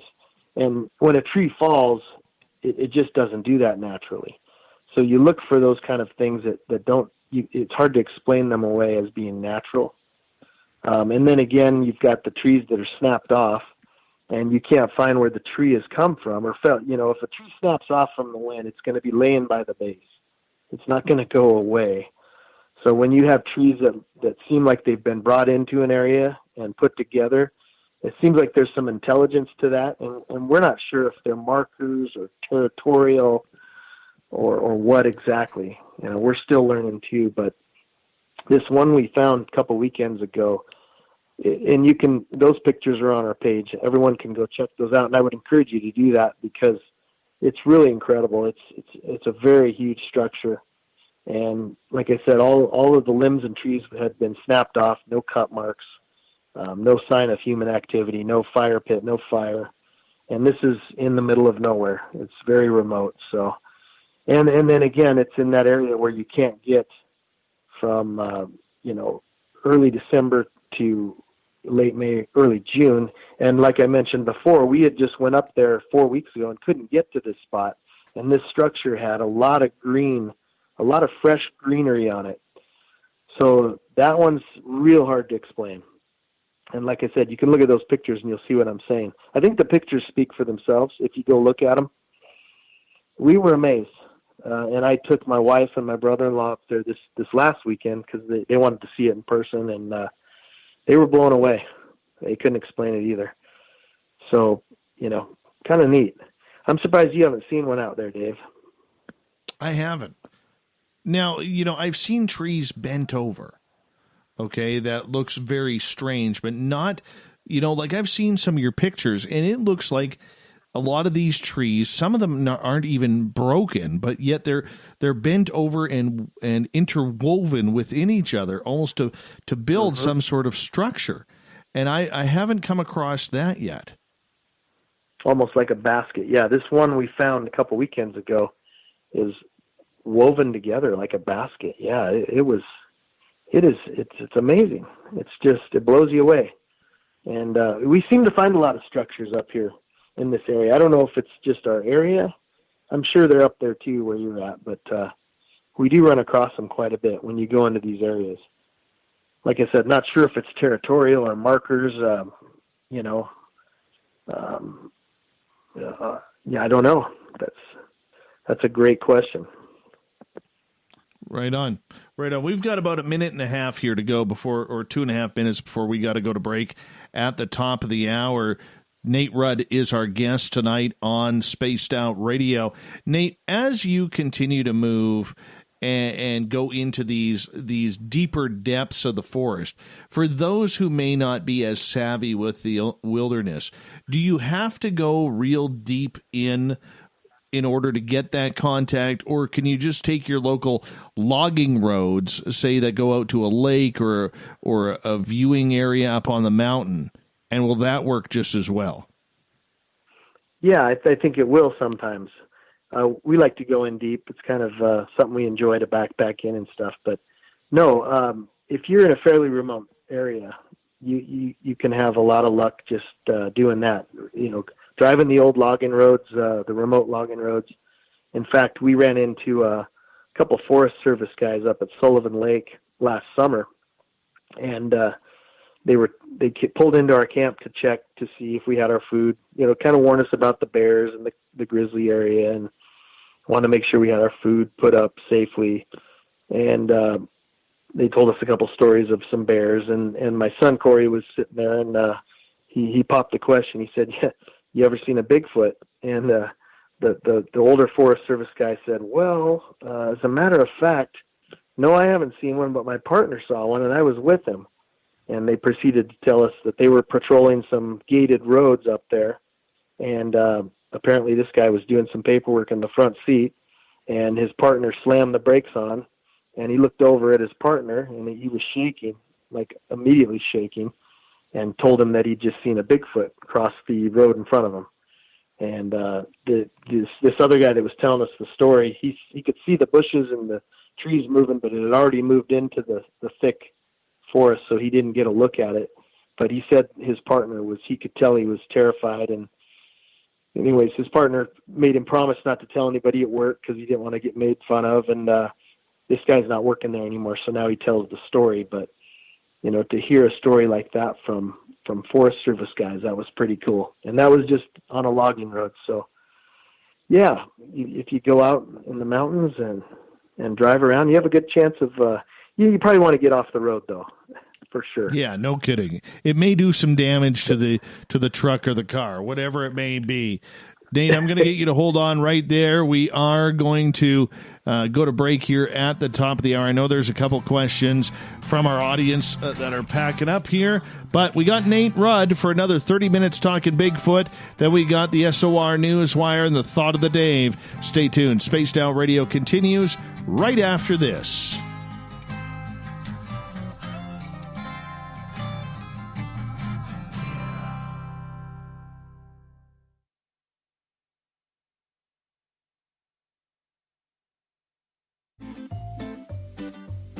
Looking for creative ways to get your company out in the public? How about advertising on Spaced Out Radio? Our sales department is waiting to hear from you, and we can work around any budget. From commercial spots to banners to special promotions, there are many opportunities to get your name and product out to our SOR listeners. For a price guide and more information, please contact us at sales@spacedoutradio.com. Hello, this is your guitar man, Ron Bumblefoot Thor, and I have to tell you, I love the response I get for Little Brother is Watching from Spaced Out Radio fans. It's amazing how music can inspire and make people think deeper about what's going on in the supernatural world. You can head over to my website, bumblefoot.com, to check out my music, my guitar workshops, my touring, even check out some of the hot sauces that I'm working on. And make sure you keep on listening, because with Spaced Out Radio, you know little brother is watching. We're adding to the entertainment online for Spaced Out Radio. I'm Amber Beckrud, and I want to invite you to subscribe to our YouTube channel and check out Cryptid Tales, where I will take you on a journey into some of the strangest legends and lore from around the world, relaying the stories to you of the strange creatures and experiences that people have had throughout time. You can find Cryptid Tales at youtube.com/Spaced Out Radio. And while you're there, don't forget to check out our free archives and leave a comment. See you there. The party is always on at the Moose Vancouver. The Moose Vancouver is where you want to be when visiting Canada's West Coast. Open until 2 a.m. nightly, the Moose cranks up the rock while serving some of the best rated food in the city. The menu starts at $6.95. Why party anywhere else in Vancouver when the Moose is right there? Get your horns up and rock with the Moose, the official party bar of Spaced Out Radio. Hello, Space Travelers. It's me again, Carl. Don't forget to join the Space Travelers Club for just $5 a month. And follow Spaced Out Radio on Twitter at Spaced Out Radio. Our Instagram, Dave Scott SOR. Our Facebook page is Spaced Out Radio Show. Our archives are free at youtube.com/Spaced Out Radio. Come woo it up with Spaced Out Radio today. Bye!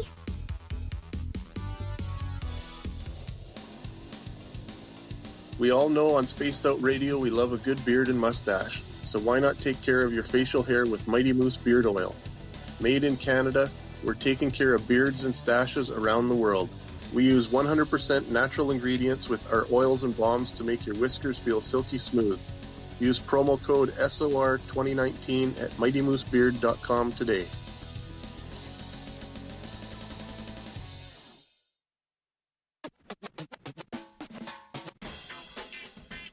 The SOR Vault is open for business, and do we have some cool swag for you to pick up? All you have to do is head over to our website and click on the SOR Vault. You have a variety of cool logos to choose from, and put them on anything you want. T-shirts, hoodies, hats, coffee mugs, you name it, we can get it to you.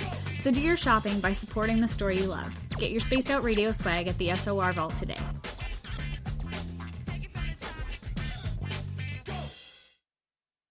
Hey, space travelers, this is John Resig, founder of the Chive and Chive Charities. If you know anything about our website, you know we like to do things a little differently. We're not some faceless organization collecting money for a nebulous cause. Our donor dollars go directly toward life-improving items. Then we give those items directly to an underdog who needs it most. To become a donor with Spaced Out Radio's official charity, Chive Charities, just go to chivecharities.org/donate. I'm feeling a little spicy tonight. What to do? What to do? Why not get Bumblefuck? 4 million Scoville units of pure hard rock. Bumblefoot hot sauces come in 3 flavors. The burning Bumble. Tone it down a bit with Bumblicious and throw the sauce on everything. Spice it up. Bumble me, baby. Bumblefoot hot sauce. Get it today at kajans.com. For the price of 1 cup of coffee a month, you can become an SOR Space Traveler. The Space Travelers Club is a place where you can interact with other listeners, either live during the show or on our great forum. We want your stories, pictures, comments, and ideas. You'll get live video streams, exclusive content, and be a part of our newsletter. Stay in touch with everything SOR. The Space Travelers Club is just $5 a month at spacedoutradio.com.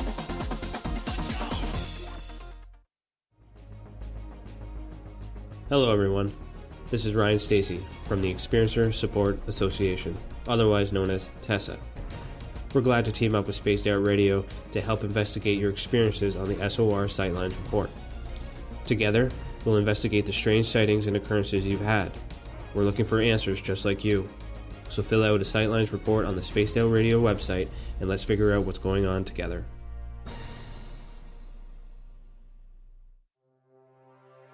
We are scouring the world for the most intriguing stories of your day. Take the time to read up on the SOR Newswire, where our team, led by Captain Shirk, will deliver to you some of the best paranormal and supernatural news. along with some stories that will blow your mind from the weird to the wacky. It's the news outside the news that piques interest, and that's what we're looking to deliver to you. The SOR Newswire, only at spacedoutradio.com. Hi there, this is the paranormal lawyer Michael W. Hall. I'd like to invite you to listen in each Sunday night where we're going to open up your eyes to everything strange and paranormal. I will be hosting some great guests with topics that affect us all, such as UFOs, ghosts, and everything paranormal. Let's learn together on Spaced Out Radio Sunday with myself, Michael W. Hall, the paranormal lawyer at spacedoutradio.com. Would you like to connect with us? Head to spacedoutradio.com for all your latest show info. Now, back to Dave Scott and SOR. Third and final hour of Spaced Out Radio is underway tonight. I am your host, Dave Scott. Thank you so much for joining us. We welcome back everyone listening in on our terrestrial affiliates across North America and on the digital side on TalkStream Live and Revolution Radio. Don't forget you can check out all of our archives for free at youtube.com/Spaced Out Radio. Just do me the favor, hit that subscribe button. The Desert Clam has set the password for tonight in the SOR Space Travelers Club. Graphophobia. Graphophobia is your password. Use it wisely, space travelers, as the Clam sets the password each and every night, right here on Spaced Out Radio. Our website is spacedoutradio.com, where we have a plethora of features for you, including rocking out to Bumblefoot and reading up on Captain Shirk's SOR Newswire. Follow us on Twitter at Spaced Out Radio for the show, and on Instagram at Spaced Out Radio Show. For the final time tonight, we introduce Sasquatch hunter, or researcher. Hunter's such a bad word when it comes to this. Yeah. We got Nate Rudd. Nate runs WIBS, which is Washington, Idaho Bigfoot Search. You could join them on their Facebook page. Tell them, hey, I heard you on Spaced Out Radio, and he'll be like, hey, come on into our group. Come chat some Bigfoot with us. Nate, welcome back. Hey, thanks, Dave. Good to be here. We'd love to have more people, so we're very welcoming. We accept all opinions, and there's no censoring anybody on our page. So perfect. That's what we like. Corey, my booking guy, is asking, have you heard of any Bigfoot sightings in the West Teton area around the Jedediah Smith Wilderness area? Boy, I'm not sure where that is, Dave. I'm sorry. I'm not sure where that's at. I don't know either. Okay. I'll find out from Corey. I know he's listening. Okay. He'll give us more information. Gary is asking, Nate, what would you do if you came face-to-face with a female Sasquatch and a child, and they were aggressive? Would you shoot to kill? Absolutely not. No, we don't want to shoot any Bigfoot. Nope. No, that's not our deal. So, with the opinion that they're more human, more advanced than an animal, no way. The only way I'd ever have to shoot one is if it was trying to kill me or my son. So, good question, though, but no, definitely wouldn't want to shoot them. Tina is asking, have you ever found any large nests? Also, have you ever smelled anything strange?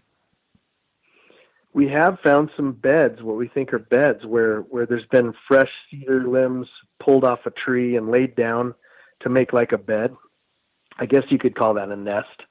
And I don't know what that structure we found is exactly. A couple of weeks ago, it was either like a blind or maybe you could call that a nest even. If you see those pictures, you'll see what I mean.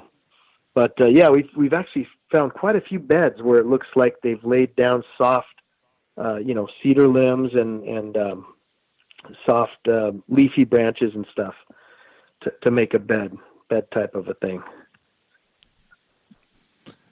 I haven't found that yet. We got to get you down here, Dave. Yeah, Corey says it's in Alta, Wyoming is the nearest town to that area, or Driggs, Idaho. Okay. Teton, not Teton, Teton. I pronounced it wrong. No, I'm not really aware of that area. I don't have any sighting reports from that area, so I apologize for that. How many reports are you taking a year on this? It's not a ton, Dave. I think the next step is we need a website where people can come and give their reports. Now, they're welcome to do it on the WIBS page, and I've posted quite a few times to if you've had an encounter in our area, actually Washington or Idaho, to please leave it. We'd like to follow up on all of those, and I'm of the belief that there's a lot of people that are hesitant to come forward. You think about all the people that have seen or had experiences or encounters or sightings. I think there's just as many people that also haven't come forward. Does that make sense? I just think there's a lot of people that are hesitant to come forward because they don't want to be made fun of or ridiculed. So that's actually the reason Corey put our page together early on, was to have a place where people could come and share their encounters in a safe group where they don't have to worry about that. So yeah, we encourage that. But I think we need a website. That would be our next step, so we could do a better job of taking reports. That's kind of where we're at. Prairie Fire is asking, as a researcher, have you ever seen orbs while you're out in the mountains? I haven't personally, but I've heard a lot of stories along those lines. But no, I have not personally seen orbs. Just a couple UFOs. Do you think there's Dogman in your area? That's from Gary. I do, Dave, and I've heard of a couple other reports up in this area, and I saw something really strange. It was either last year or the year before, up at North Skookum Lake. We were hunting. It was that week of hunting, and we like to go out at night and just drive. We've got GPS, so we just drive and explore, and we don't have to worry about getting lost. And there's a bunch of high mountain lakes up there, and we came across there's a North Skookum and a South Skookum Lake. And we were up at North Skookum, and it was getting dark. It wasn't quite dark yet. Driving down an old skidder road or logging road, and this big black figure, it looked wolf-like, ran across the road in front of us really fast, but I got a good look at it. And all I can tell you, Dave, is it your first instinct is wolf, but this thing was massive. It was on all fours. It ran in front of us. It looked like it had a wolf head, but the thing that's burnt into my brain is the front shoulders were really high like a hyena. So the best way I could describe it is it looked like half wolf, half hyena, and it was really dark colored. So I don't know if that was a Dogman, but I'll tell you what, it was weird, and I got a real eerie feeling, and so did my partner, Rob, my hunting partner. And so I don't know. Maybe I can't go to Dogman, but it was weird. It wasn't normal. It didn't seem normal to me. Have there been a lot of Bigfoot sightings Dogman sightings in that area? I wouldn't say a lot. I've heard of a couple. A fellow researcher, Cindy, up in northern Idaho there, she knows of a report or knows of some people that saw one on it was the Spirit Lake Cutoff Road. It's kind of a back road that you can take to Priest River off of Highway 41. Apparently they were driving up that road, and they swear that an upright wolf ran across the road on two legs. That was their report. And of course she could probably tell the story, better than I can. And so I heard that from Cindy. So there has been some other reports. So I would say yes.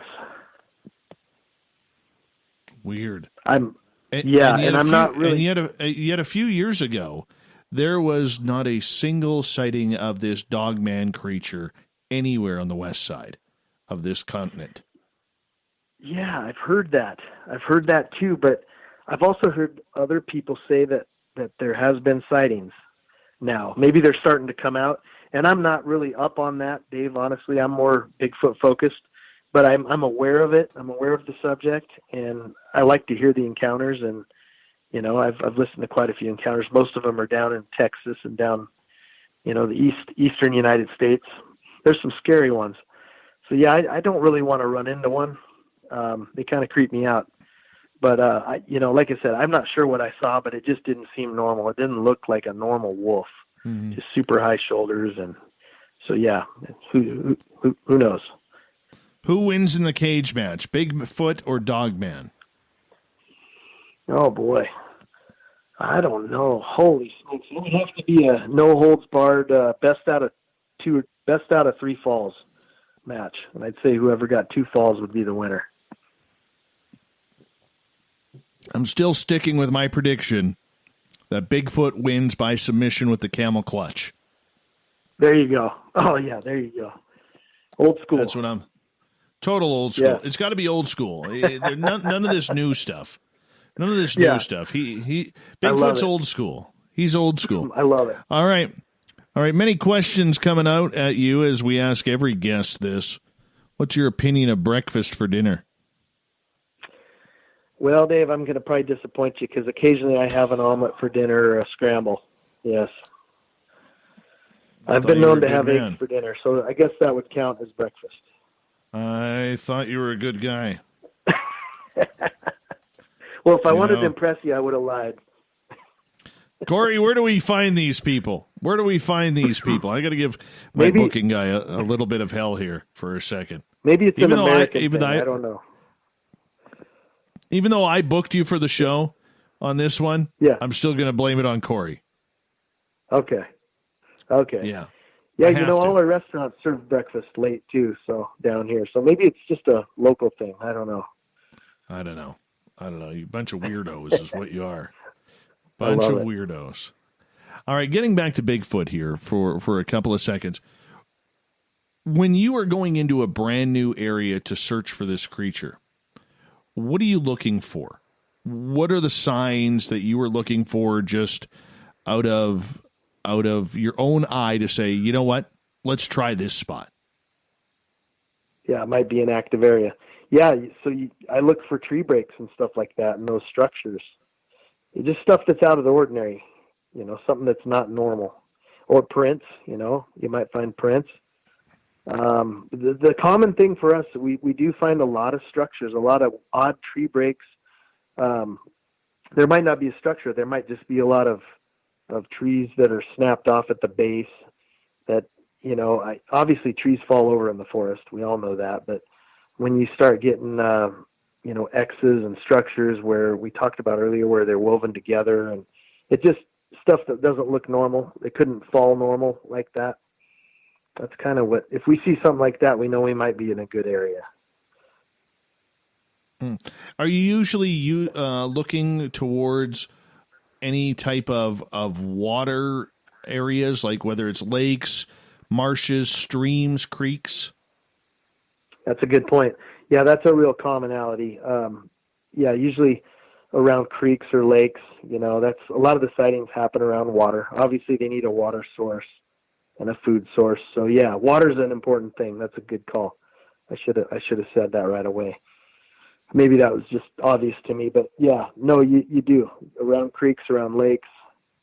Actually, all of our areas have all those. So I think that's a real important part of it.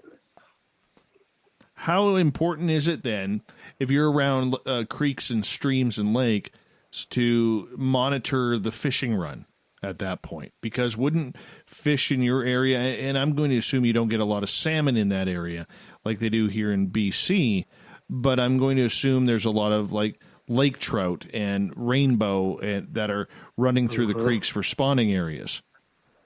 Definitely. Yeah, a lot of fishing. There's some great fishing up here. Yeah, most of the lakes and creeks and stuff have a good source of fish for sure. Some of the smaller creeks maybe not, but the big thing is they're seen around water source, around creeks and lakes quite a bit. That's a real commonality. All right. Leah is asking, have you found any rock stacking structures? I have, but I don't know if I can say it was Sasquatch. It could have been human. It's just hard to say. We did find this last trip a couple weekends ago. We found a downed tree with 2 or 3 big rocks that were lying on top of it, like they were placed there. I don't know if you could call it a rock stack, but the rocks were placed on it looked like they were placed on this tree, and pretty good sized rocks, and you can find that on our page also in that report. It's the Huff Lake report. So So what do you think make of that though? These tree structures, these rock structures, in your best guesstimation, are they markers? Are they trail markers? Are they some sort of homing device that the creature uses to say, okay, I've walked by here? What's your thoughts on that? Yeah, I've heard that too, where the trees that are snapped over might be pointing to one side of their territory, kind of like a territorial or a area marker or something like that.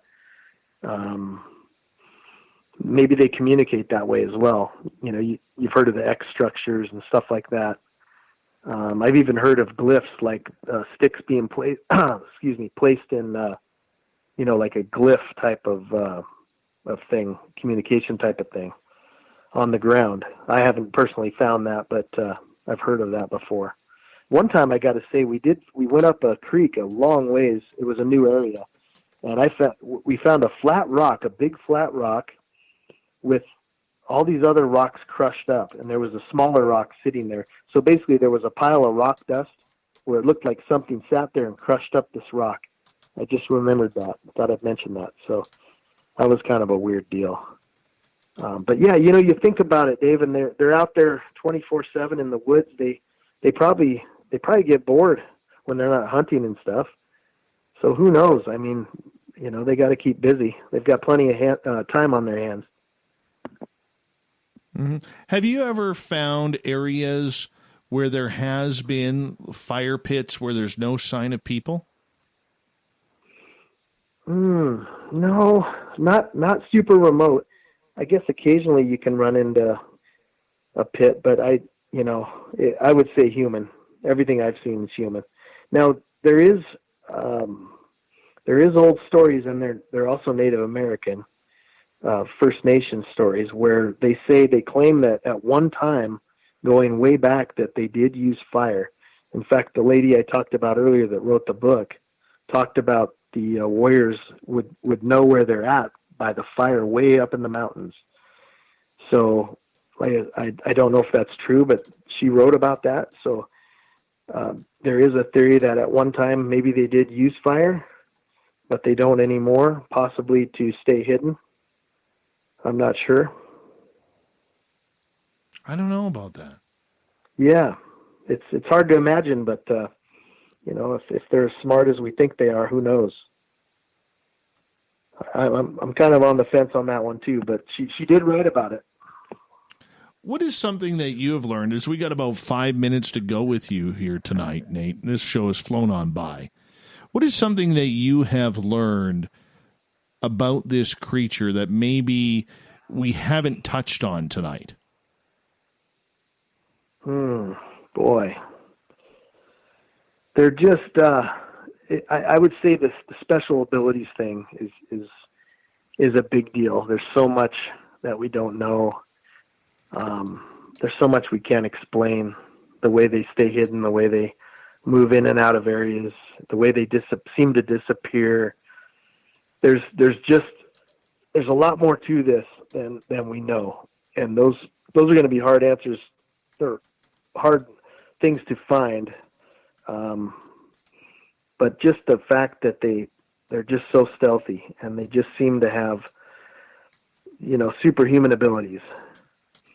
As I would say, as I learn, it just blows me away. So I would say the special abilities is pretty interesting. You mentioned earlier in the show, and I meant to bring this up earlier. All right, but I got to tell you, man, one of the scariest things in the forest is when the forest goes absolutely silent. I mean, when you drive into an area and you hear the birds, you hear the frogs, you hear even the mosquitoes flying around, and then all of a sudden everything goes silent. Could be predator, could be something else. But for people who've never experienced that before, what is that feeling like? Yeah, it's kind of eerie, and we've experienced that before. You've probably experienced a squirrel when a squirrel sees you in the woods, it starts chirping at you. They get pissed off and they make a lot of noise. And we've been hunting before where they've it's kind of funny. They've surrounded us. It's like the attack of the squirrels. We're hunting, so we're sitting there trying to be very quiet and stealthy, and all of a sudden we're looking around. There's squirrels all over the place chirping at us because they're pissed off we're in their area. But when you hear that, and then all of a sudden it all goes quiet, you start to look around and see if there's a bear over your shoulder or a cougar, because the animals know. Yeah, it's a little eerie. And we've had that happen where you can hear birds and stuff, and then all of a sudden it's dead quiet. I would say. I hear you there. Yeah, it's an eerie thing. It's not a comfortable feeling, is it? No, it isn't. It is uncomfortable. Yeah, that's where your sixth sense of your gut, you listen to your gut on that. So when you listen to your gut, when you hear all of a sudden the forest go silent and all of a sudden the hackles on the back of your neck go up, are you immediately put on your bring out your binoculars to start looking? What are you doing? Yeah, I would say that. Yeah, we always carry binoculars. Yeah, you're just on alert yourself. You're looking around. We're out there to see it, right? That's kind of our ultimate goal now. We've had all the experiences. Now we want to lay our eyes on one. So yeah, if that happens, we're looking, we're scanning, and that's the thing. As good as they hide, you really gotta look slow. You gotta just look at an area and move very slowly. Move your eyes slowly, because if you don't, you're probably not going to see them. So yeah, I would say that's the time to really look hard and take your time. And you wouldn't want to leave. You want to stay there and take the time to really look, so you don't miss it. As we got about a minute left to go here, my friend, I want to say a big thank you for coming on. You were absolutely amazing tonight, and this one went way, way better than I thought it would. I didn't think it was going to be a bad show. I didn't think it was going to be a bad show. I thought it was going to be a great show, but I didn't expect it to be this great. So I owe you a giant compliment for some fantastic radio tonight, my friend.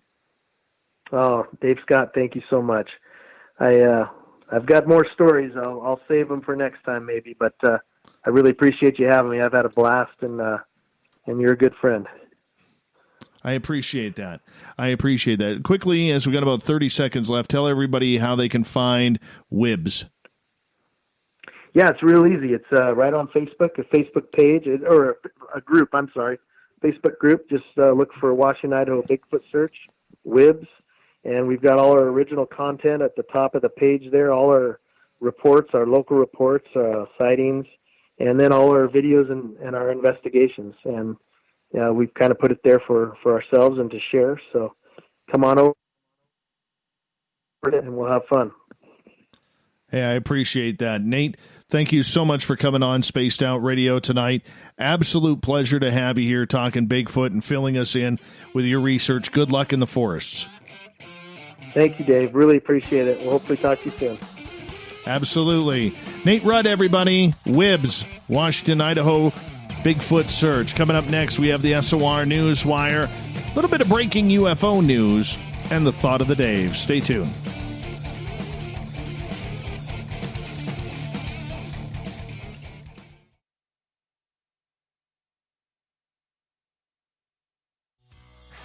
Hi there, this is the paranormal lawyer Michael W. Hall. I'd like to invite you to listen in each Sunday night where we're going to open up your eyes to everything strange and paranormal. I will be hosting some great guests with topics that affect us all, such as UFOs, ghosts, and everything paranormal. Let's learn together on Spaced Out Radio Sunday with myself, Michael W. Hall, the paranormal lawyer at spacedoutradio.com. Cold drinks, great food, and the best music in Vancouver. The Moose Vancouver is the place to be, open until 2 a.m. nightly. Everything on the menu starts at just $6.95. Who serves food that cheap anymore? At the Moose, you'll never know who you'll run into. Rock stars, actors, athletes. It's the place everyone wants to be. So join us at the Moose Vancouver, the official party bar of Spaced Out Radio. Hey, Spaced Out Radio fans! It's John Resig, founder of the Chive and Chive Charities. Our goal is to make the life of veterans, first responders, and those with rare medical conditions 10% happier. We do this by donating one grant item, ranging from vans to therapy programs to prosthetic limbs, to those who need it most. To contribute to Spaced Out Radio's official charity, head over to chivecharities.org and become a donor today. Hello, this is your guitar man, Ron Bumblefoot Thal, and I have to tell you, I love the response I get for Little Brother is Watching from Spaced Out Radio fans. It's amazing how music can inspire and make people think deeper about what's going on in the supernatural world.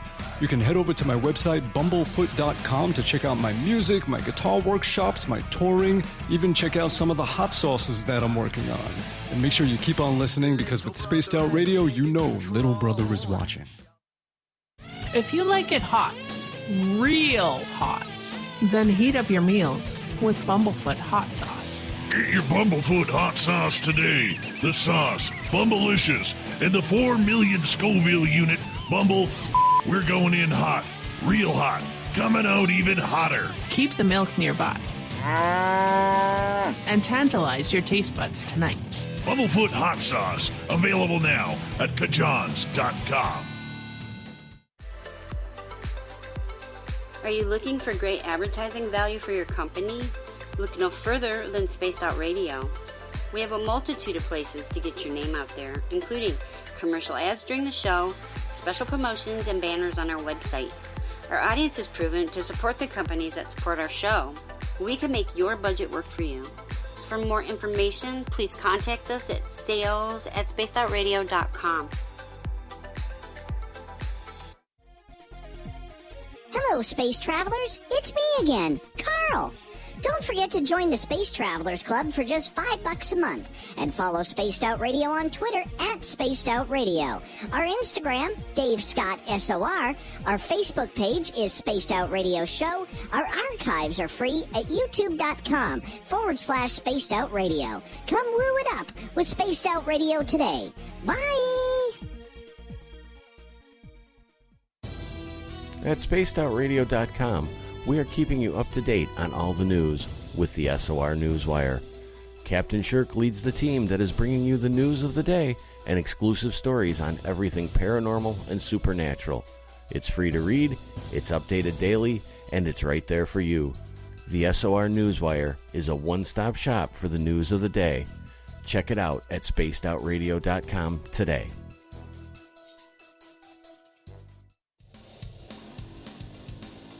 We all know on Spaced Out Radio we love a good beard and mustache, so why not take care of your facial hair with Mighty Moose Beard Oil?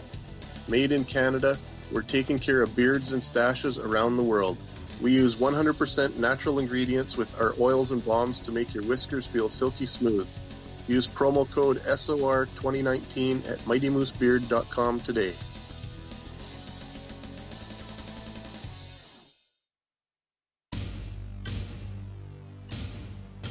You wanted new SOR gear, and now you can have it. The SOR Vault is fully stocked with t-shirts, hats, hoodies, mugs, and everything in between, with great logos for you to choose from. So head on over to spacedoutradio.com, click on the SOR Vault, and go shopping. Pricing is quite affordable, and you can look good representing your favorite show. So go to our website and pick up your new SOR wear at the SOR Vault today.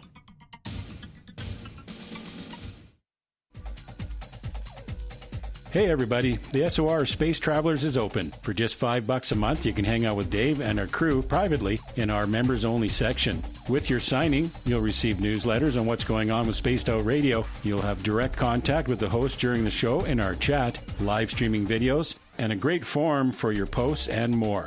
Become a space traveler now at spacedoutradio.com.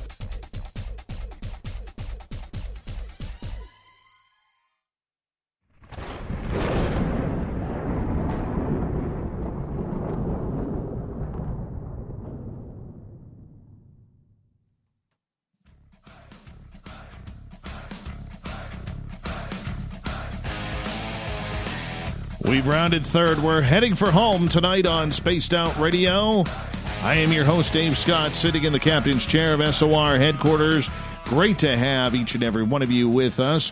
Reminder to all of you that if you've missed most of this show or others, you can check out our free archives by going to youtube.com/Spaced Out Radio. Just do me the favor, hit that subscribe button. Our website is spacedoutradio.com, where we have a plethora of features for you, including rocking out to Bumblefoot and reading up on Captain Shirk's SOR Newswire. Follow us on Twitter at Spaced Out Radio for the show, and my personal handle at Dave Scott SOR.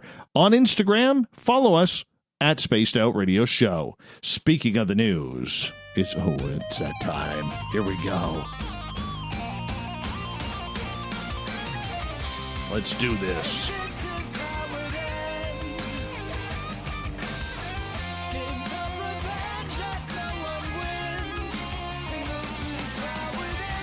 The news is always changing, which is why we bring you the SOR Newswire at the back end of every show, where we get to the weird, the wacky, and sometimes the ufological. Danny Silva from the Silva Record, he's a great blogger on the subject of UFOs, and I'll tell you, he got a tip tonight from Steve McDaniel from Skyhub. And this is just great. There's a bill that's been written by Marco Rubio and others, which is now on the agenda for the fiscal year of 2021. It includes references to unidentified aerial phenomena and advanced aerial threats. The work that TTSA and the current UAP program have done to brief politicians and others literally has worked. However, now the bill has to be approved and become an act. Contrary to previous directions to contact lawmakers, the UFO community must now give these lawmakers space to work and get this bill approved. Otherwise, lawmakers and politicians may become overwhelmed and drop the effort. This bill represents years of hard work, and the progress it can lead to, if passed, is very exciting for everybody in this field. So this is very interesting because this is how it reads down. And I'm going to read this because I think this is important. The committee supports the efforts of the Unidentified Aerial Phenomena Task Force at the Office of Naval Intelligence to standardize collection and reporting on unidentified aerial phenomena, any links they have to adversarial foreign governments, and the threat they pose to the United States military assets and installations. However, the committee remains concerned that there is no unified, comprehensive process within the federal government for collecting and analyzing intelligence on unidentified aerial phenomena, despite the potential threat. The committee understands that the relevant intelligence may be sensitive. Nevertheless, the committee finds that the information sharing and coordination across the intelligence community has been inconsistent, and this is an issue that has lacked attention from senior leaders. Therefore, the committee directs the DNI, in consultation with the Secretary of Defense and the heads of such other agencies as the Director and Secretary jointly consider relevant, to submit a report within 180 days of the date of enactment of the Act on the to the Congressional Intelligence and Armed Services Committee on Unidentified Aerial Phenomena, also known as Anomalous Aerial Vehicles. Oh, that's a new one. AAVs, anomalous area vehicles. I don't recall hearing that, including observed airborne objects that might not have been identified. The committee directs further the report to include 1, a detailed analysis of unidentified aerial phenomena, data, and intelligence reporting collected or held by the Office of Naval Intelligence, including data and intelligence reporting held by the Unidentified Aerial Phenomena Task Force. 2, a detailed analysis of unidentified phenomena, data collected by A, geospatial intelligence, B, signals intelligence, C, human intelligence, and D, measurement and signals intelligence. 3, a detailed analysis of data of the FBI, which has derived from investigations of intrusions of unidentified aerial phenomena data over restricted U.S. airspace. 4, a detailed description of the interagency process for ensuring timely data collection and centralized analysis of all unidentified aerial phenomena reporting by the federal government, regardless of which service or agency acquired the information. 5, identification of an official accountable for the process described in paragraph 4. 6, there's only a couple more. 6, identification of potential aerospace and other threats posed by the unidentified aerial phenomena to national security, and an assessment of whether this unidentified aerial phenomena activity may be attributed to one or more foreign adversaries. 7, identification of any incidents or patterns that indicate a potential adversary may have achieved breakthrough aerospace capabilities that could put the United States strategic or conventional forces at risk. And finally, 8, recommendations regarding increased collection of data, enhanced research and development, and additional funding and other resources. The report shall be submitted in unclassified form, that's huge, but may include a classified annex. This is big, guys. This is very, very big. Look, I know that was a mouthful to read, but this is huge. This is actually going in front of government. It's going in front of government. All right? Let's hope they can get this passed. This is seriously almost like a disclosure memorandum, that they are taking this subject very seriously, and they want to know what the heck is going on. This is massive, massive. We got to follow this story, and we will follow this story. Great work by Danny Silva from the Silver Record, silverrecord.com if you want to check it on out. Good job, Danny. Good job on that one. Let's go over to Japan.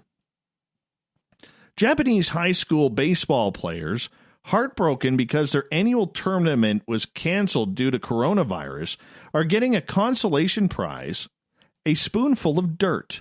It's not just any soil, though. It's from the Koshien Stadium, which means it holds special meaning to all who love the game in this baseball-mad country. Every year, more than 3,000 teams go through competitive regional playoffs to advance to the finals at Koshien and in Japan, in central Japan. And the prize stage that's seen the likes of major leaguers Ichiro, Daisuke Matsuzaka, and Hideki Matsui play in this. And every year after a team loses, the players, many weeping uncontrollably, scrape the dirt near the dugout to take home as a memento.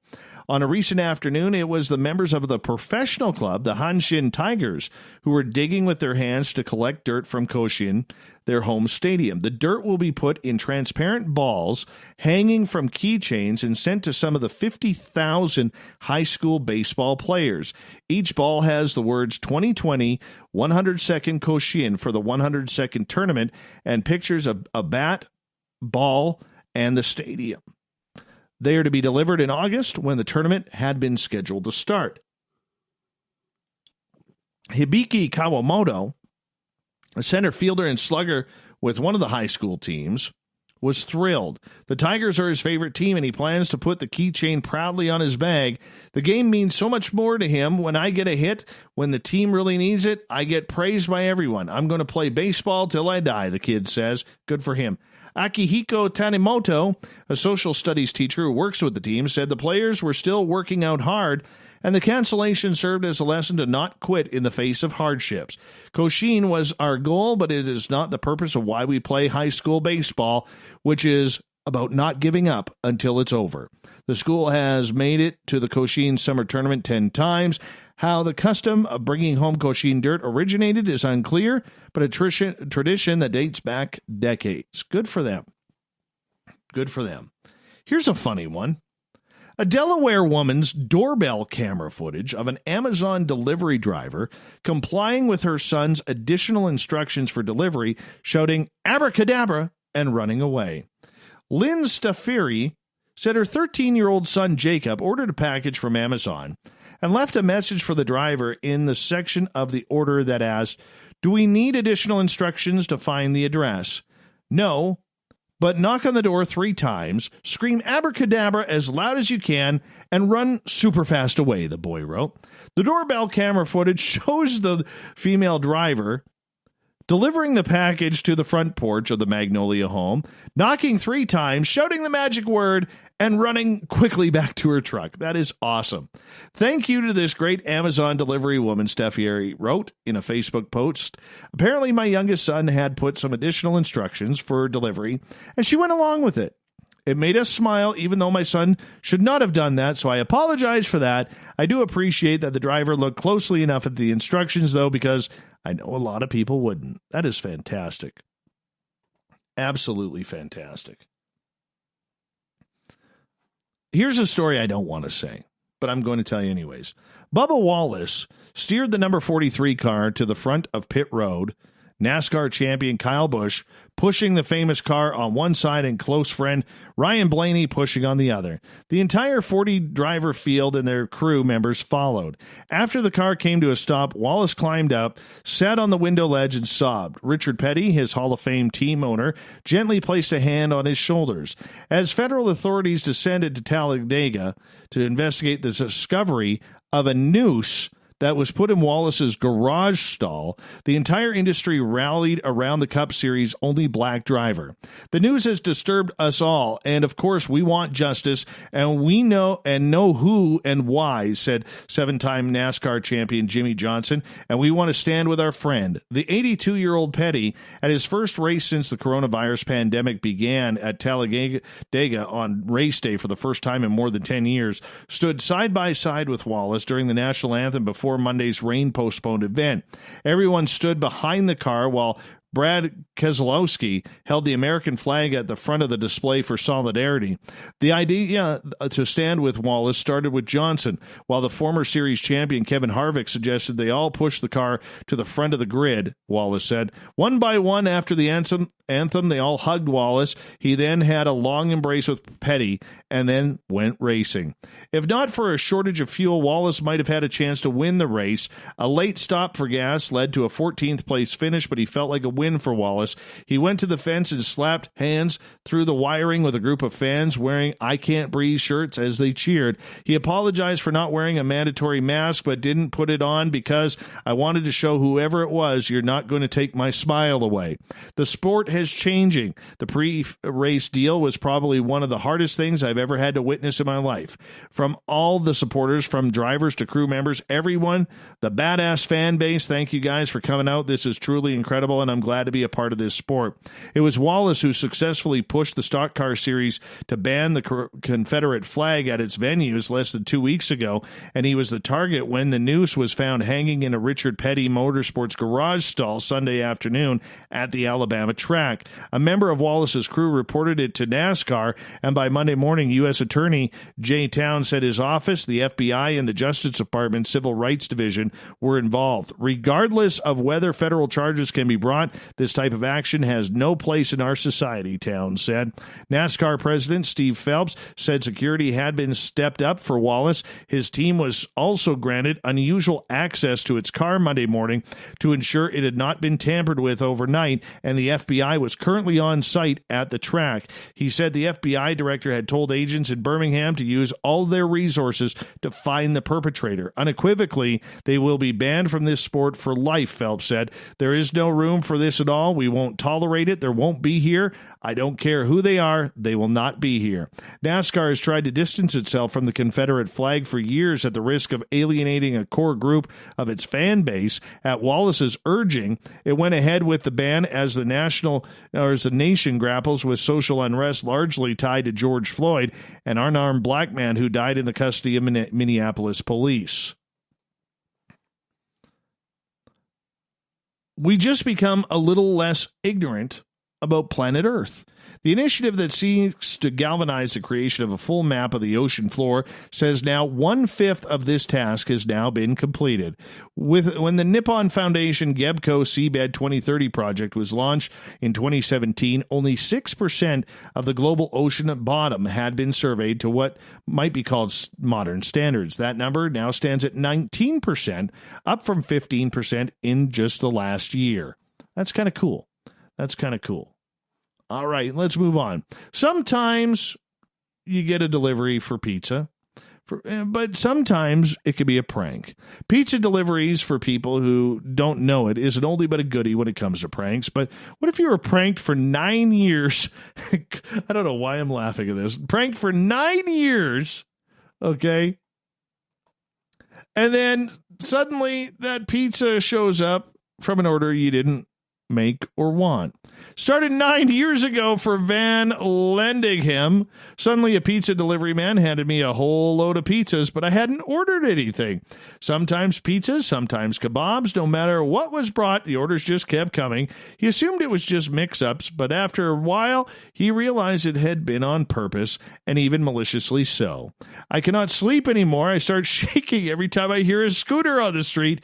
I dread that someone will come to drop off hot pizzas yet another time. It can be on a weekday or during the weekends and at any time of the day. The orders come from delivery services in Turnout, but also from the surrounding areas. I have even had orders delivered to me at 2 a.m. The best of this bad situation is that Van Lendingham doesn't owe anything out of pockets for the deliveries, although he does pay in headaches and sleep. The restaurant faces the repercussions, however.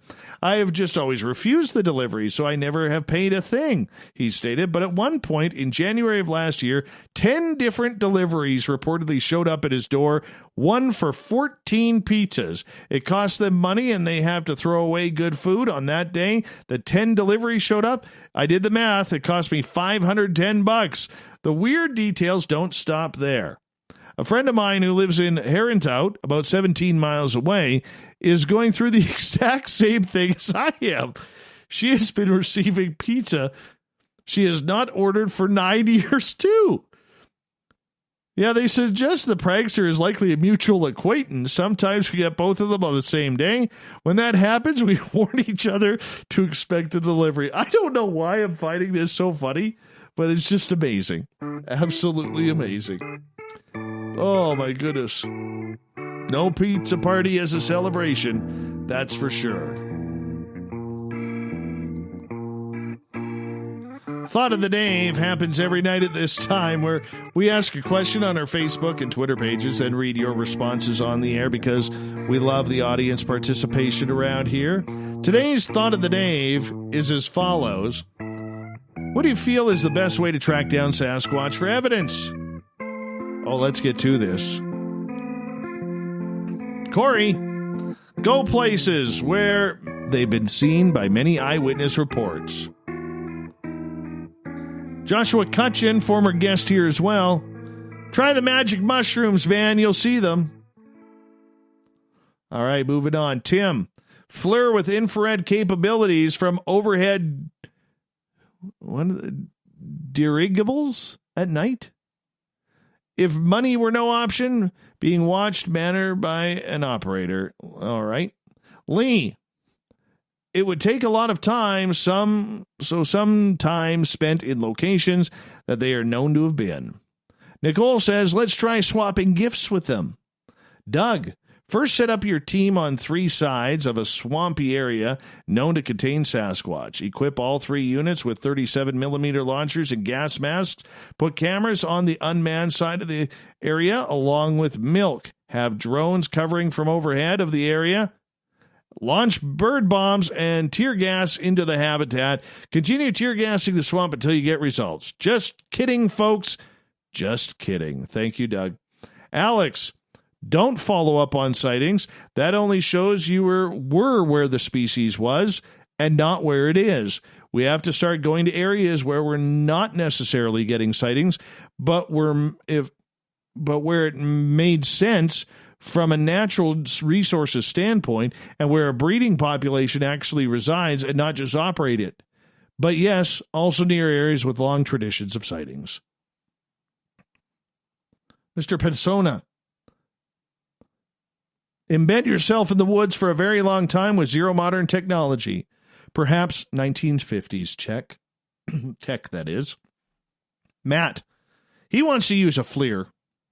Kevin Day from the Nimitz incident. Tethered balloon with video camera watching the ground. That'll get it done. Vicky. Search for the poo. Gail. I've suggested this before. After selecting a site he's known to frequent, leave interactive things, a coloring book and fat crayons with some pics colored in, a handy mirror with a sturdy hairbrush, xylophone, photograph album of happy pics playing with loving animals, a hand shovel, pail, none of the boring things that aren't fun. Because she doesn't like Hot Wheels. Chris, area saturation with current trail cam and other similar cameras and audio recording devices. Monitoring should be left alone for as long as possible to limit scenting the monitored area. Natasha, trail cams, some infrared, synchronized with drone surveillance. Joyce, I'm not up on technology, but a trail of Oreos could prove handy to lure one from hiding in the woods. Gil wants to live in the woods. John says, get a FLIR. Robert, merely follow a Sasquatch around from shoe store to shoe store. Penman, spend time in the woods. Lots of time. Tips from people in a given area might help. The Ukrainian watermelon Ron. Has anyone even bothered to write a formal invitation to Sasquatch, inviting him to a barbecue? And that's where we'll leave it right there. Right there. Actually, let's get Marty's in. They say Sasquatch likes gifting. Leave a gift that he or she couldn't resist. Then climb up a tree and wait for them. And here's your clown, Dave. Thank you so much, Marty. I appreciate that. Thank you to everybody participating in the Thought of the Dave. We will do it all again tomorrow on Facebook and Twitter. Thank you to Captain Shirk for the wonderful news that she provided. You can find all of our news at the SOR Newswire on our website. And to Nate Rudd coming in, talking some Sasquatch with us. This is going to be a great one for your podcasting. We got Mr. Ron Bumblefoot Thal rocking in the background with Little Brother is Watching. Bumblefoot is the official music of Spaced Out Radio, rocking us in and out of every single show. Get your horns up for the guitar god himself. Special thanks to everybody listening in at home, in your cars, at work, wherever you may be. Thanks to everybody participating in our chat rooms on Spreaker, YouTube, LGAB, Rev Radio, Facebook, the SOR Space Travelers Club on our website, and on Twitter to all the snarkers and snarkettes hanging out at Spaced Out Radio with the hashtag in front. You were awesome. Remember, this show is copyright by Spaced Out Radio and SOR Media Ventures Limited. Thank you so much for choosing to share your evening with us, because together, my friends, we own the night. Mr. Bumblefoot, we need a favor. We need you to take us home.